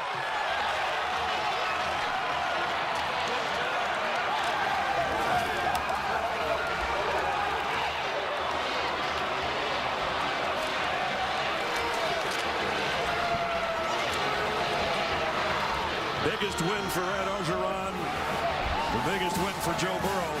What a courageous game for Tua as well, right? Yep. I mean, what a lot of great competition on this field. He does not have to hang his head as he limps toward the locker room after another 4-touchdown performance. Nothing but respect for that man. He played his heart out, and today that guy and his team was just a little bit better. The winning coach is with Jamie. Coach, it took 8 years, and you knew this one was going to take 60 minutes. We know what it was like to watch, but what was this one like to coach? You know what? It's a great game to be in, a great rivalry. I am so happy for the state of Louisiana and all the LSU fans and our football team and our coaching staff. They worked very hard for this victory. It's a much-deserved victory for our football team and our great state of Louisiana and our great university in LSU. Joe Burrow has changed the way this team runs its offense. What does this do for his legacy as an LSU quarterback? Hey, you know, he's one of the best we've had here. But we still got 4 games left, and we're going down the road. We're going to try to win them every game, and we're going to bring a championship back to Louisiana. Clyde Edwards-Helaire carried that Alabama group just now for the first down. How did that embody the toughness today? You know, Clyde is 6'4", 270, and he has a great mindset about himself. He has the heart of a champion. I am so proud of Clyde. Where can this team go from here, Coach? We'll see. We got to go beat Ole Miss next week. We'll take it one game at a time. Congratulations. Go Tigers. Clyde Edwards-Helaire is right here. I'll grab him. Coach just said you're 6'4", 270. Is that how big your heart is in a game like today? I feel like my heart can't be measured. You know, growing up. I love that guy. So you can hang here too. Yeah, come on. I mean, I feel like my heart can't be measured. You know, always a lot of doubt as far as us as a team, us as a state, and you know, me personally myself, I've always been talked down on height, everything else. So, you know, being able to help my boys out, get a win for my team and my state, man, it's something unbelievable. Baton Rouge kid, congratulations. Thank you so much. Joe, I'll talk with you. Is this why you come and play in the SEC? This is why I decided to transfer. This is why I decided to come down here and play with this guy and all those guys over there. You know, these are the games you live for and you work so hard for. You hit a lot of speed bumps along the way, not just at LSU. When you envisioned your life and your football career turning out this way, is this what you dreamed of? You know, I thought I would be on this stage. I didn't think I would be in this jersey, though. You know, it's been a bumpy road. It's been a long one, but I couldn't be in a better place. They call a draw play for you at the end there. You get the first down, you stand up. Was that your Heisman moment? I don't know about all that. You know, we're not done yet. It's game 9. We got 3 more regular seasons than the SEC championship. So, you know, this was never our goal. You know, we got bigger goals than this. How good does this feel, you two? Oh, this is amazing. This is amazing. I can't wait to get back home. Congratulations, guys. Thank you. Great job, Jamie. Both of those guys tell a great story. Don't let anybody else define you. Yep. Joe had to transfer. Edwards-Helaire started out. Nobody believed him. You determine who you are. In that interview with Coach Orgeron, you could tell by the catch in that raspy voice and the tear in his eye. He was so this emotional. means a lot.